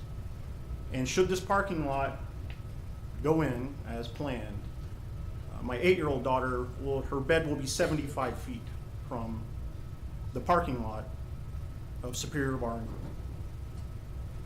You know, a place that has great margaritas. And that portion of the parking lot will be the furthest point from the actual restaurant. So I just ask everyone to consider, would you want your 8-year-old daughter sleeping 75 feet from Superior Bar and Grill? This really doesn't make any sense. We know, and it's obvious that he does not need more parking. One point, we just had Cinco de Mayo. That's the big night for Superior. Last year, all the way down Montrose and both ways on Dillingham was full of parked cars. This year, there was not a single car parked on the street. Why? Uber and Lyft. The restaurant was just as packed. There were still lines outside, but people are using ride sharing. Not a single car was parked on the street, and I looked. I watched all night.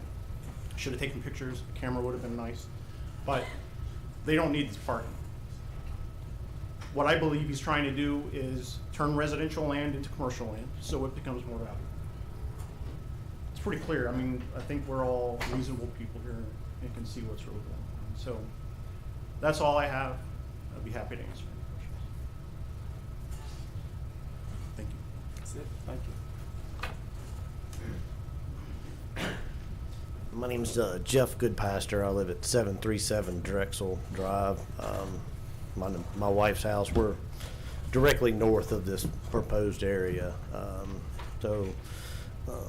And at first it kind of started all, I think we were kind of felt bullied at first on this whole thing as far as not going into a whole lot with the fences and not, but I just don't see where there's any type of economic impact by putting a parking lot in. I mean, if it was businesses or something like that, maybe we could reconsider, but it's a parking lot. Usually you don't see too much good come out of a parking lot. And again, this is furthest away from the restaurant. So, I mean, we've had incidents in the past where Superior is a great place to go start out your night and go over there and have dinner, and then from there, wherever the night leads you. So you end up having a lot of cars that are left in the parking lot the next morning. That's just a common occurrence, but hey, thank God they left their car and didn't drive. So those kind of things, and then late in the night, they come back to get their vehicle to go home, then they decide to have a dance party, whatever. Those are just things that kind of comical to us, but I don't want it on two sides of the parking lot. I mean, we bought our house next to Superior knowing it was there. It was kind of an attractive thing because of being able to walk to Kiani and all the different restaurants up and down Line Avenue. We actually love that. I just don't want another parking lot, because you can't tell me that a fence, whatever it is, maybe it was concrete, you're still going to have sound. You're not going to break the sound of a parking lot. Loud pipes, Harleys, all that kind of stuff. You're not going to block that sound out. You're not going to block out sight. I don't care what kind of lighting plan you put up, unless you put them low on the ground, you're still going to have that glow blowing in your backyard.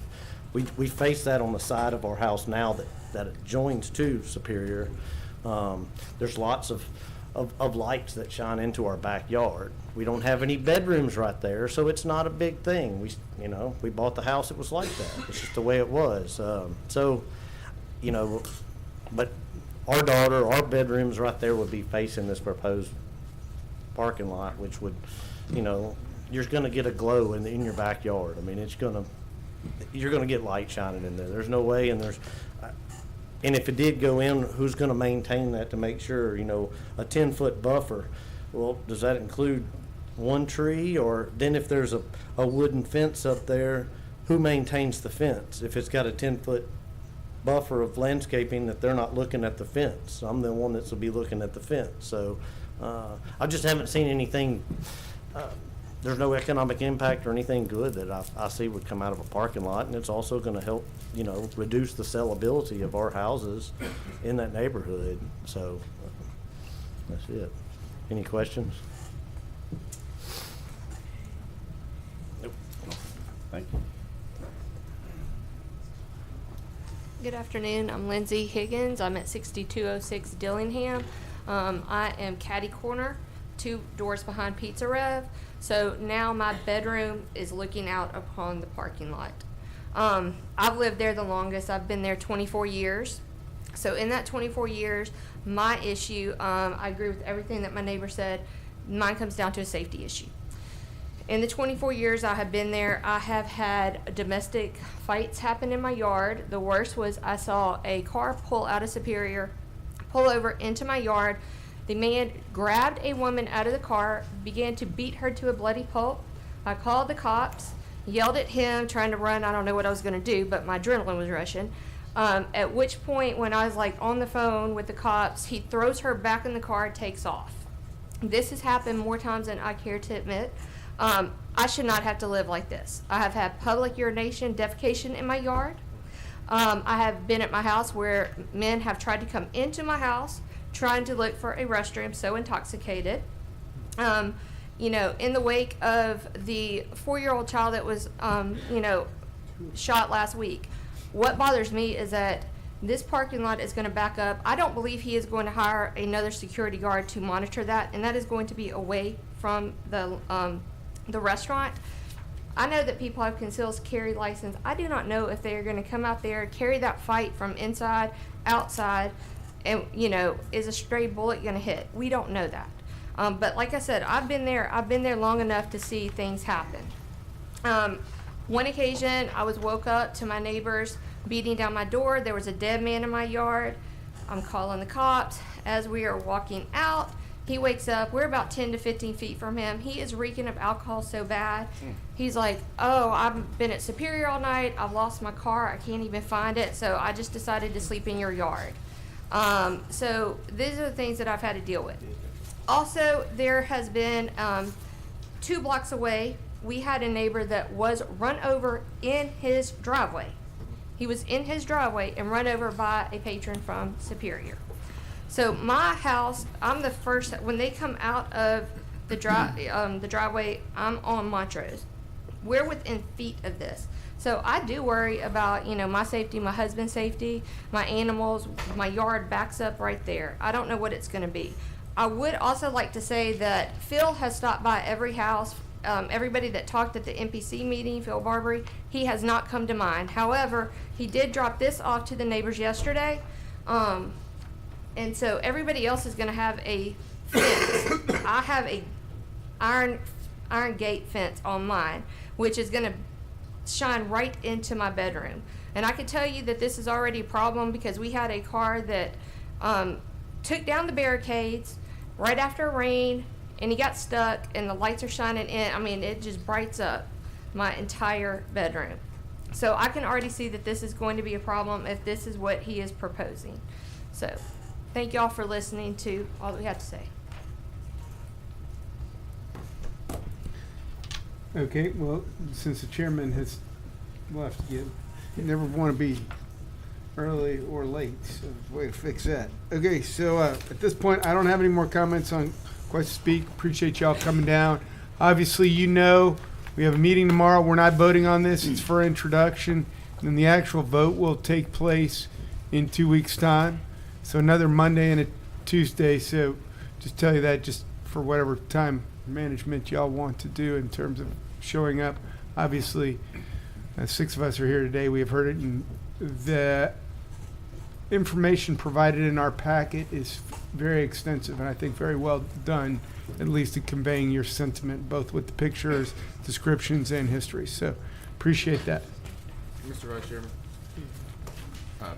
my attuned Assistant City Attorney reminded me to remind you all that as you're deliberating on this issue, to remember Section 16.2E of the UDC, which are the approval standards for rendering a decision related to a zoning map amendment. So it's 8 approval standards that you may want to review as this process goes on. There's clearly one that is out there that they are clearly indicating of those potential standards. Okay, thank you very much for that.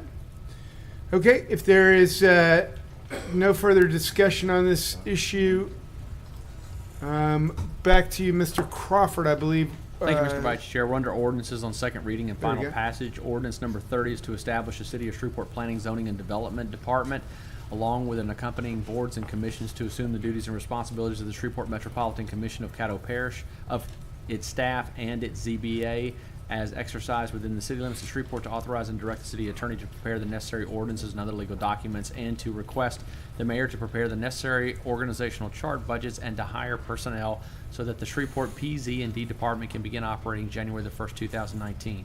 Ordinance 40 levies and authorizes the collection of a tax of 16 0.01 mils per dollar on all property subject to ad valorem taxation within the city of Shreveport, Louisiana, for the year 2018 for the purposes of paying principal and interest on outstanding general obligation bonds of the city of Shreveport. Ordinance 41 levies and authorizes the collection of various taxes totaling 17.650 mils per dollar on all property subject to ad valorem taxation within the city of Shreveport, Louisiana for the year 2018 in the amounts and for the purposes described herein. Ordinance 42 levies and authorizes the collection of tax of 8.640 mils per dollar on all property subject to ad valorem taxation within the boundaries of the Downtown Development District of the city of Shreveport, Louisiana, as defined by LARS 33-2740.38 for the year 2018 in the amounts and for the purposes described herein. Ordinance 43 is annexation. This is your public hearing. Legislation tag number 18-01 to enlarge the limits and boundaries of the city of Shreveport for the Lucient Fields Estates Phase 2 subdivision development in Section 7, T16 North, R13 West, Caddo Parish, Louisiana, and to otherwise provide with respect thereto. Ordinance 36, is a zoning case number 15-18. This is an ordinance to amend the official zoning map of the City of Shreveport Unified Development Code by rezoning property located approximately 158 feet west of Jewella Avenue, Shreveport, Caddo Parish, Louisiana, from R17 Single Family Residential District to C1 Neighborhood Commercial District. And Ordinance 37 is also a zoning case 16-18. This is an ordinance to amend the official zoning map of the City of Shreveport Unified Development Code, rezoning property located on the north side of Summer Grove Drive, approximately 1,075 feet east of Mansfield Road, Shreveport, Caddo Parish, Louisiana, from C2 Corridor Commercial District and OR Office Research District to R2 Multifamily Residential District.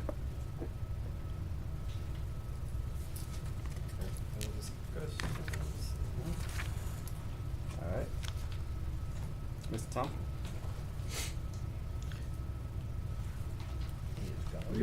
Okay. So, We don't have any ordinances that we know are coming off the table. No property standards until the June 11th meeting, Mr. Chairman. And you do have the one appointment coming up on the docket for Wynette Valengie on the clerk's report. all right. So,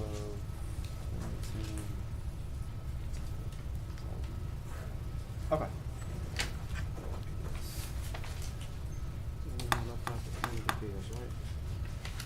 Yep. All right. Any other, are there any reports from any officers, boards, or committee members? I think the property standards meeting for tomorrow is council. And we'll find another date for that in the near future. And I assume there is no clerk's report? There's no clerk to give a report. No clerk.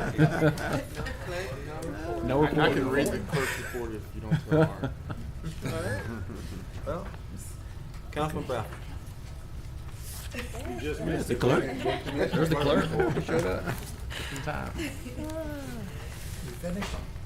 One of my son's vocabulary words was shirking. I am reminded of that maybe right now. I'm just reminded of it. I don't know why I would be reminded of that. Would you like to put that into the form of a sentence, Councilman? You know I'm always working. I said I was reminded of it. I didn't know if it necessarily applied. Okay, Mr. Chairman, did you want to inquire from the clerk, did he have anything to report? No, the only thing on the clerk's report was the appointment and the mayor. The administration's already brought the young lady up. Okay, Mr. Chairman, my additional comments is going to be 3, and I'm gonna ask Mr. Thompson from the airport to be on standby. But let me ask Mr. Sweeney. Mr. Sweeney, can I ask you a question?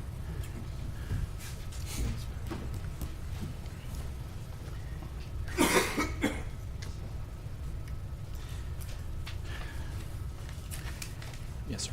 Ms. Sweeney, I submitted a request for you to consider regarding a new business in my district, Wicked, located on North Hearn. You Yes. received that communication? Yes. Let me ask you, Mr. Sweeney. I mean, we get a lot of inquiries from around the city, from our constituents and others. A lot of our questions that comes to us, it appears, especially when it comes to MPC and some other department, that it could be solved without council involvement. On this subject, are you familiar with this subject? I am. I don't have it in front of me. I did see the email that Mr. Clark sent you to address that issue. So my question, and you may, I may have to refer this to tomorrow, give you time to research it. My question to you and others, similar inquiries, in your capacity, and with the UDC as a reference, what latitude do you have to go ahead and make some provisions to make things happen instead of telling people why things can't happen? Well, first of all, there's certain powers that are granted to me as the administrator of the MPC that I'm allowed to do. I'm given certain parameters that I can vary. It's written through the code where I can look at something, look at the criteria, make variations in the rules. But there's some areas where I cannot make changes without there being an ordinance amendment or change to the document. And it's in those areas, specifically in this situation, where I don't have the purview or legal authority to weigh the requirements and give that particular business the opportunity to do something that the code does not support. So we often have to play the bad cop where we have to say no, but typically when we say no, it's not because it's being anti-business. It's because the regulations that were approved by this body and by the parish commission are the ones that we have to enforce. So if there are other businesses in that area that are displaying some of the same type of things that this group is asking, what's the issue? Is it grandfathered in? What's that? Yes, sir. That's what makes it sometimes difficult for people to understand, is that some of the non-conforming uses become grandfathered in and are allowed to stay until such time as they expand to a certain level. Then they have to bring everything up to code, and they too will have to come into compliance. If someone comes in new and wants to do something, they may look across the street and see something that's going on, but because we're under the new code, they cannot do those or provide those uses because they're not a grandfathered use. But that's kind of the way most ordinances are designed. You kind of create what I call a grandfathering effect on the nonconformities, allow them to exist, and then when they go out of business or they expand, then you bring them into compliance with the code. And that's a normal way to approach what we call nonconformities. This particular business you're talking about did get a C of O through our office, but did not include the display. The new ordinance went into effect. They're not in a position where they can have that use now under the current zoning that they have. Unless they rezone the property or they seek ordinance relief through a change in the ordinance as it's written. Those are the only other avenues that they have before them in this situation. Okay. But you understand my concern that Sure, there are some sure. situations that Right. I don't think we should be dealing with. I mean, we want to serve our constituents, certainly. Absolutely. But there are some simple things like Mr. Flory, last council said that there was an issue with a 3-inch difference in the diameter of a sign, those kind of things. Right. Okay, but I mean, it is what it is. I'm just saying that I would want you to, in many cases, and as often as you can, to try to make something happen Absolutely. versus not Sure. making it happen. And that's always our attitude, is if there's a pathway to get someone somewhere where we can resolve a situation, we'll do it. We always look for the pathway. But on many occasions, we reach a brick wall, so to speak, where we know we can't go any further without there being other changes made from a different direction in terms of either ordinance change or changing in zoning. And that always requires a process that the applicant can go through. And in some cases, they can go before the ZBA to get variances. But in this situation, they can't get a variance for a use, so that's not permissible in this situation. All right, thank you, sir. I appreciate it. Okay, you bet. Mr. Thompson, Airport, is he here? He's there. Henry?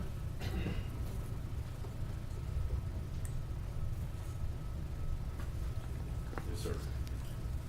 Can you give us sort of an update where we are in regards, you heard me ask the candidate for reappointment some questions. Yes. Is there any, I'm sorry, you want to say something? No, I was going to ask I was going to say, are there any initiatives or plans to address the cost of coming in and out of Shreveport Airport? I know she said that that's the airline's prerogative, but there's got to be something that we can do. Absolutely. It's complicated because the airlines set the rates, but we are working on trying to get more folks to fly out of Shreveport Regional Airport. Currently, we are losing about 30 to 40% of our business to the Dallas-Fort Worth market. It's about local folks who local are folks that's traveling. driving to Dallas to get on a plane. Correct. So we're launching a campaign to make our folks in the region aware of that and to get them to travel out of Shreveport Regional instead.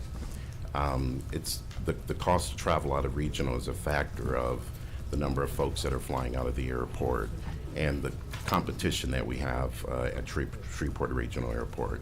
So we've got to get more people to fly out of the airport or more airlines to fly into the airport. So how do you create incentives for people to do it? Is something you're working on?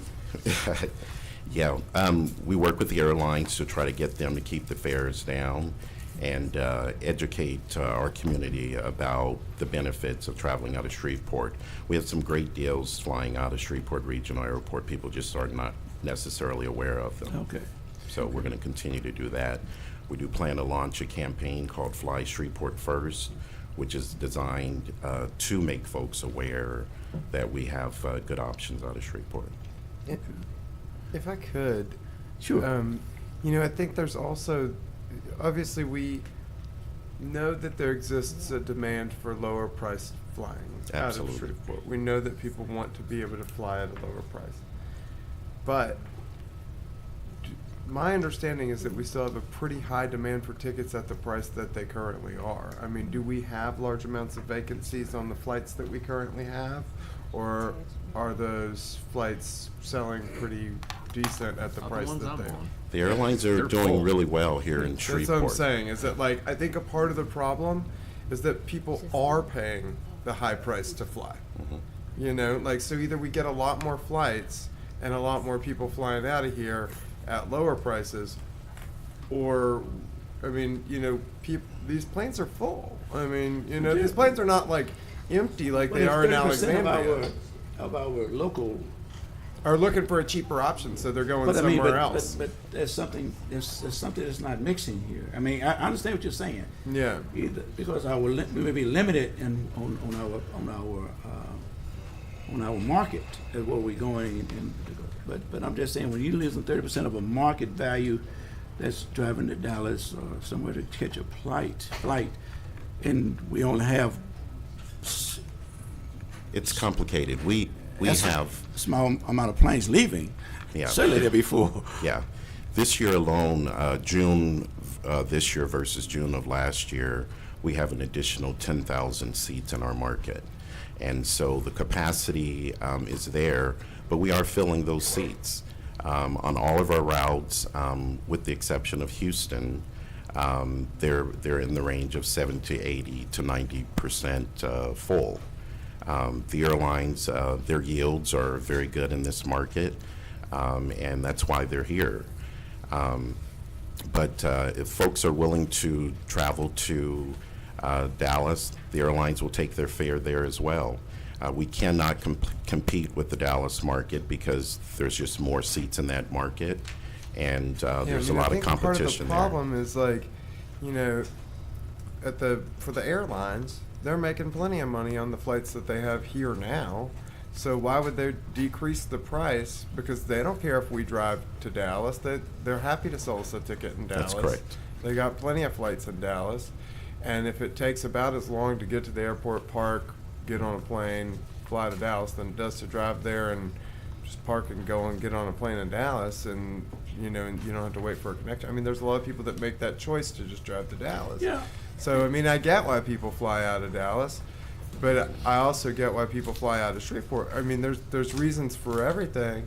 I love flying out of Shreveport, and I do it every time I can.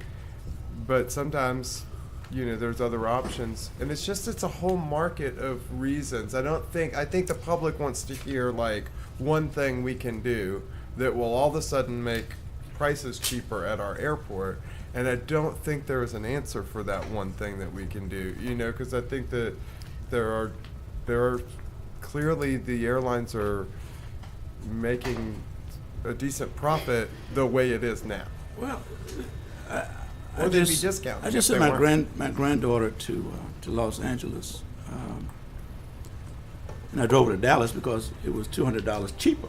Well, you're flying one less plane. Yeah, no, You- but- I mean, let's no, not no, miss the no, one but fact this is- of the but this- matter. There is but you one miss less it. But plane in you're the missing trip. my point, Councilman. You're missing my point. Is that if there's a 30% share that's leaving Shreveport, and I'm gonna reference, it's complicated, but if you got 30% share leaving Shreveport, wouldn't it be appealing to another carrier to say, let me try to come in and take up some of that market? Yes, and we're working to try to find that carrier. The existing carriers are perfectly satisfied with their performance in the Shreveport market. Their yields are good, their load factors on those flights are good. So unless we have additional competition in our market, going to places that everyone wants to go to, there's no real incentive for the airline to drop their fares in this market. So we do work with the airlines on a regular basis to discuss how they could benefit financially while reducing their rates here in this market. One example is they could fly in larger airplanes, but they're just not ready to do that. Their business models don't accept larger aircraft to this market where they would have an abundance of seats to discount and compete on that level. So there's not a single solution at all. If it were, we would be doing it right now. Sure. We are competing with many small and medium-sized cities in this country, but in competing with those cities, we're performing pretty well. As to that 30 to 40% of folks who are traveling to Dallas, there's no way we would win all of them back, because some of them, if they looked at their true cost of travel, they would find that they would actually be saving if they flew out of Shreveport. However, some of them, because they're a family of 4 or whatever, the numbers just don't work out. But we are going to try to make the community aware of the good deals we do have out of Shreveport, convince them to fly out of the airport, and if we have more capacity, we can talk to the airlines about reducing fares and adding larger aircraft that could start to affect the bottom line ticket price. And that's what I'm saying. Opportunities of how we can improve. Right. You know, make it convenient for our people. We're working on that continuously. It's just not simple. What in regards to the freight coming in? What's your view of that? Are there any opportunities to increase that line? Absolutely. We currently have FedEx and UPS, and they push a lot of freight through the airport. We're continuously working with them to try to get them to fly more aircraft through the airport. We have a great geographical position to do that. We're also pursuing companies like Amazon that's doing a lot more shipping to the region. Mm-hmm. They have their own fleet of aircraft to try to get them to come into Shreveport as well. So we're continuously trying to increase that area as well. In regards to the downtown airport, what's the future hold for that downtown airport? We have a great airport in downtown. It's the busiest general aviation airport in the region here. It's got a lot of potential, but it's just not cash flowing. We've got to cash flow it, and we've got to make sure that we're complying with all the FAA requirements that we are required to follow. And if we can do those two things, the airport's going to prosper even more. In regards to the hangars, Mm-hmm. are they? What's the capacity of those, and are the tenants there for that? Well, there's not a lack of business there. We have 360 aircraft based at the airport, and we've got 60 people waiting on the waiting list. Okay. There may be some future capacity to build more hangars, but we've got to address our business model there first. Okay. All right, thank you, sir. I appreciate it. No problem. And my last inquiry, I Mr. got one more before you leave. Ellison, that's old, Councilman Ellison? Oh, that's old, Okay, yeah. Councilman Fleury. No, Mr. Chairman, I still had the floor. Because I had three, I said I had three. Okay. Three items that I wanted to back up. I'm discuss. sorry. I'll call you back up, Mr. Thompson. Sorry about that. Yeah, my third inquiry was, there was a private confidential meeting held in the office of Sheriff Steve Prater. Let me ask a question. Mr. Thompson, can I ask you a question? Sure. Mr. Thompson, in regards to Resolution 68, in the title, you've been here a long time, 30+ years, and your understanding is, I respect. Is that language, in your opinion, inappropriate? You mean to authorize? Yes. The execution? Yes. First of all, let me say that the city attorney provides the legal assistance and advice to the council. Mhm.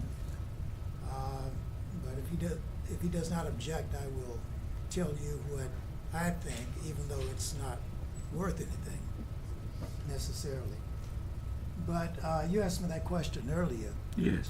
And for more than 30 years, that language has been used in resolutions and contracts. I went upstairs just now and pulled resolution number 104 of 2017, It's an ordinance adopting the 2018 Capital Projects Fund budget. And the third section of that budget ordinance says, the mayor be and is hereby authorized to execute all contracts, deeds, grant documents, and other legal instruments necessary to expend and receive the funds herein authorized. And I think I probably could find many other examples, but I know this has been in there for more than 30 years in this document. And in the capital projects ordinance. And there are probably a lot of other ordinances that I could find in resolutions where this same language is used. So when this was drafted, I did not think that it was problematic. Okay. Thank you for that, but that's not my inquiry. My inquiry is, and I think Mr. Crawford's response was the right response, in that if a legislation coming before the mayor, then the mayor had a preview to address it in the way she sees fit, and each mayor has done that. I remember a mayor not signing a ordinance or resolution for a long time, and Me too. I know. So not interested in going back down there again. But I'm not going there. But what I said in regards to and I'm not privy to discuss what we did in the meeting. It was a 2.5-hour meeting, and the sheriff was very strong, and the consequences of us not addressing this spike in crime and violence and shootings. He was very, very strong. And he mentioned, and I'm just going to say this for the record, last year this council passed a resolution asking the mayor to go into ask the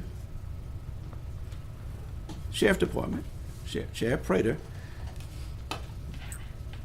to assist the Shreveport Police Department in patrolling and other law enforcement activities. And the mayor chose not to do that. That's not correct. Well, I'm just saying what the sheriff said. It's not correct. Okay, I'm saying, okay. And the mayor's, the sheriff said that it was said to him by the mayor and the chief of police that they did not need the assistance of the sheriff department. That's what the sheriff said. That's all I'm gonna say. That's all I'm gonna say about that meeting. Okay, but it was a very positive meeting, and the sheriff understands. The sheriff understands. I hope the council understands. Whereas it may not be raining in your part of town, it's raining in Shreveport. And if we don't do something, it's going to affect all of us. I wanted the clerk there so he can help me draft legislation if need be, but the sheriff said he didn't want him there.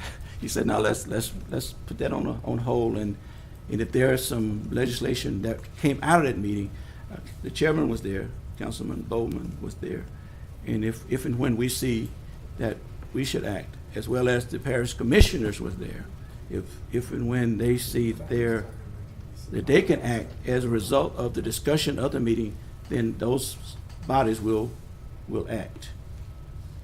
And I just want to say again that nobody is downplaying what's going on in town in relation to violence and crime. It's going to affect all of us if it's not affecting us already. So,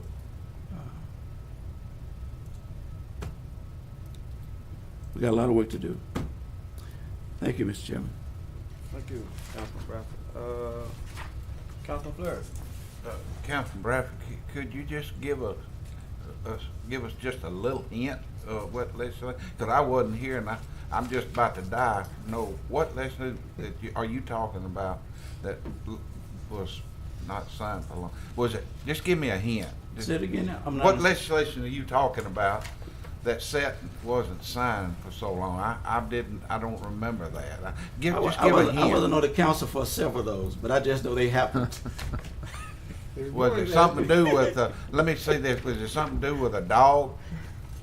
As I recall, I think it did have something to do with the dog. Okay. Now, Mr. Bratt, Prior to this one thing I was going to administration. ask Mr. Crawford and Mr. Thompson come up. I'm just curious, how are we going to get folks to fly out of the airport out here? Because, you know, on the council 3.5 almost years, that's the number one thing they say. What you and the mayor going to do about the airport? Yeah. And I'm just wondering, you know, in the funeral business, we sold a lot of cash, and if you buy a certain cat, you get a rebate. Have we ever thought about rebates, trying to get folks not to drive to Dallas? Aren't we giving some assistance to the airlines now, that some way or another, that we could get folks to fly out of Shreveport? I would ask Mr. Thompson if he would come back up and address, but I can't tell you, some of the conversation that happened a while ago, people are flying out of Shreveport. When I fly out, those flights are full. Full. And so I don't think there's a problem of getting people to fly out of Shreveport, and I think Councilman Jenkins had a very good point.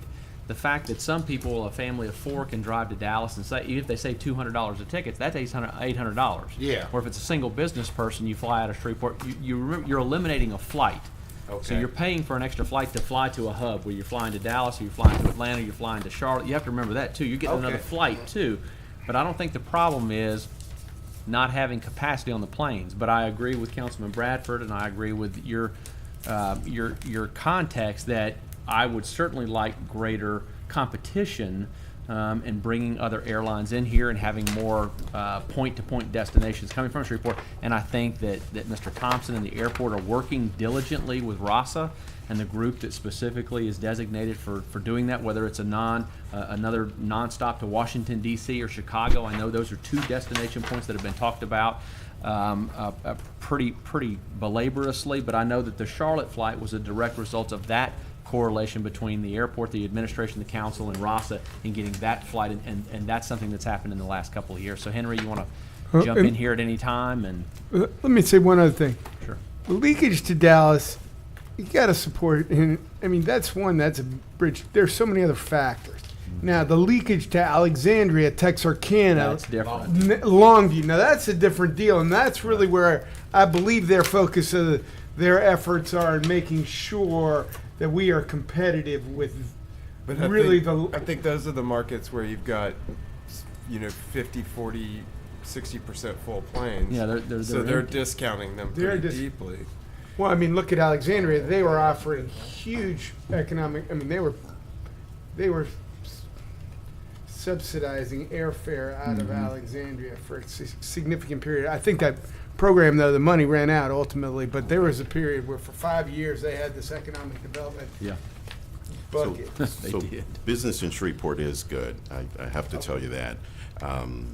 We are the premier commercial service airport within 200 miles. So next to Dallas, we're the best thing out there. Alexandria, Monroe, Tyler, their fares are going to be, pretty competitive with what ours are. Those markets are also losing traffic. They're not able to fill the 50-seater aircraft that they have in their market, so their frequency is being reduced. At the same time, our frequency is increasing. New service is increasing. We're seeing larger aircraft fly out of the Shreveport market. And Charlotte is one example. Denver is strong. It's only in this market here and none of those other markets. We're now seeing United flying the E-175 aircraft into this market, and it's full. And that's a 76-seater aircraft that's comfortable to or comparable to some of the larger jets. So Shreveport is not doing poorly. We're making significant progress, and we're more active in negotiating with the airlines than any of our counterparts at those airports also. So there are folks flying up from Alexandria, from Monroe, and from as far as Tyler, flying out of Shreveport Regional Airport. In fact, 30% of our traffic comes from East Texas. So we are trying to get more airlines into the market. We'd love to get one of the low-cost carriers to come into Shreveport with larger aircraft. We believe we can support it, and we are pursuing that type of business for the market, which is going to have an effect on pricing the competition alone. So we're doing a lot of things, and we're doing it continuously. Priority number one is making sure that we are filling the seats that we currently have, and then we're looking for larger aircraft and then more routes. So there's a lot of promise there, and we're continuing to work at it. Doesn't happen overnight. Well, don't paint too good a picture, because we'll have to be cutting your budget in October. Is it Councilman Clary? Thanks, Henry. Attorney Bradford. Yes, sir. Thank you, Mr. Chairman. I want to clear up something that was discussed earlier, and it dealt loosely with, I think, Resolution 68 and the construction of the language of that resolution. My opinion was based on the fact that under Section 5002 of the city charter, the mayor's office is invested, or the executive branch is invested with the power to sign contracts. There are certain contracts that are required, or that will require council authorization to do. Those include those contracts that appropriate money. And I believe even the language quoted by the clerk earlier deals with an ordinance that appropriates money. So it's always been my opinion from the city attorney's office that anytime money is appropriated or the execution of a contract requires the use of money, certain funds that need to be appropriated, it does take council action to authorize the mayor to execute. But in certain instances, there are contracts that arise, professional service contracts, in this case a non-binding memorandum of understanding, that necessarily don't require authorization of the city council to make that, to achieve or to allow the mayor to sign those documents, because those powers are already invested in her under Section 5.02 of the charter. I just wanted to clarify that, and that's the distinction that I draw when it comes to when is the mayor required to seek the authorization of the city council to execute a document. So you're saying she don't need? She doesn't need us. Not for the non-binding memorandum of understanding. So why? Okay. All right. Councilman Corbin. I'm going to hold my comments. Thank you, there. All right. So let me ask you this, Mr. Chairman, before you adjourn then. So you would not, in regards to suggesting and supporting an issue, that the council can give its support to an issue? Oh, absolutely. The council has prerogative to do that, well within the bounds of the legislative branch. The legislation, and I think as the amendment was originally proposed, was to change that language to support. From a legal standpoint, of course, the council has its right to support any issue that it deems fit and appropriate.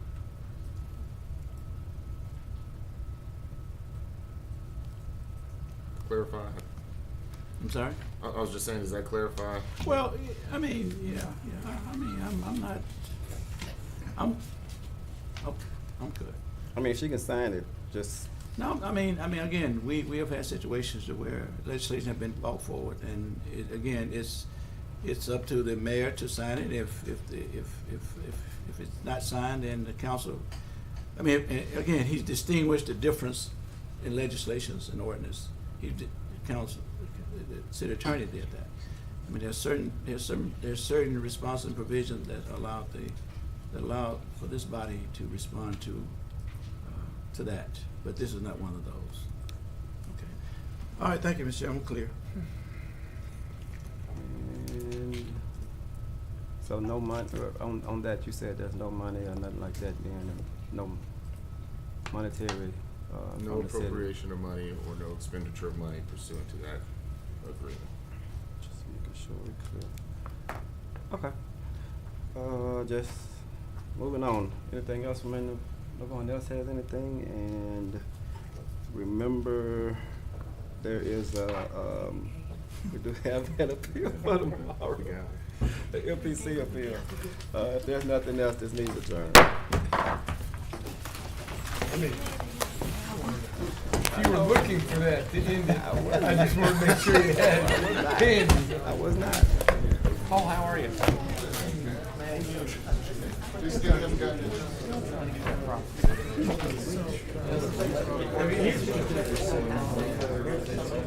it's bad, that's what I said last time. That's might be one reader. I mean, they would, I don't think they can. She didn't heard what I said. They have What I said their was just Right. not. Endorsement,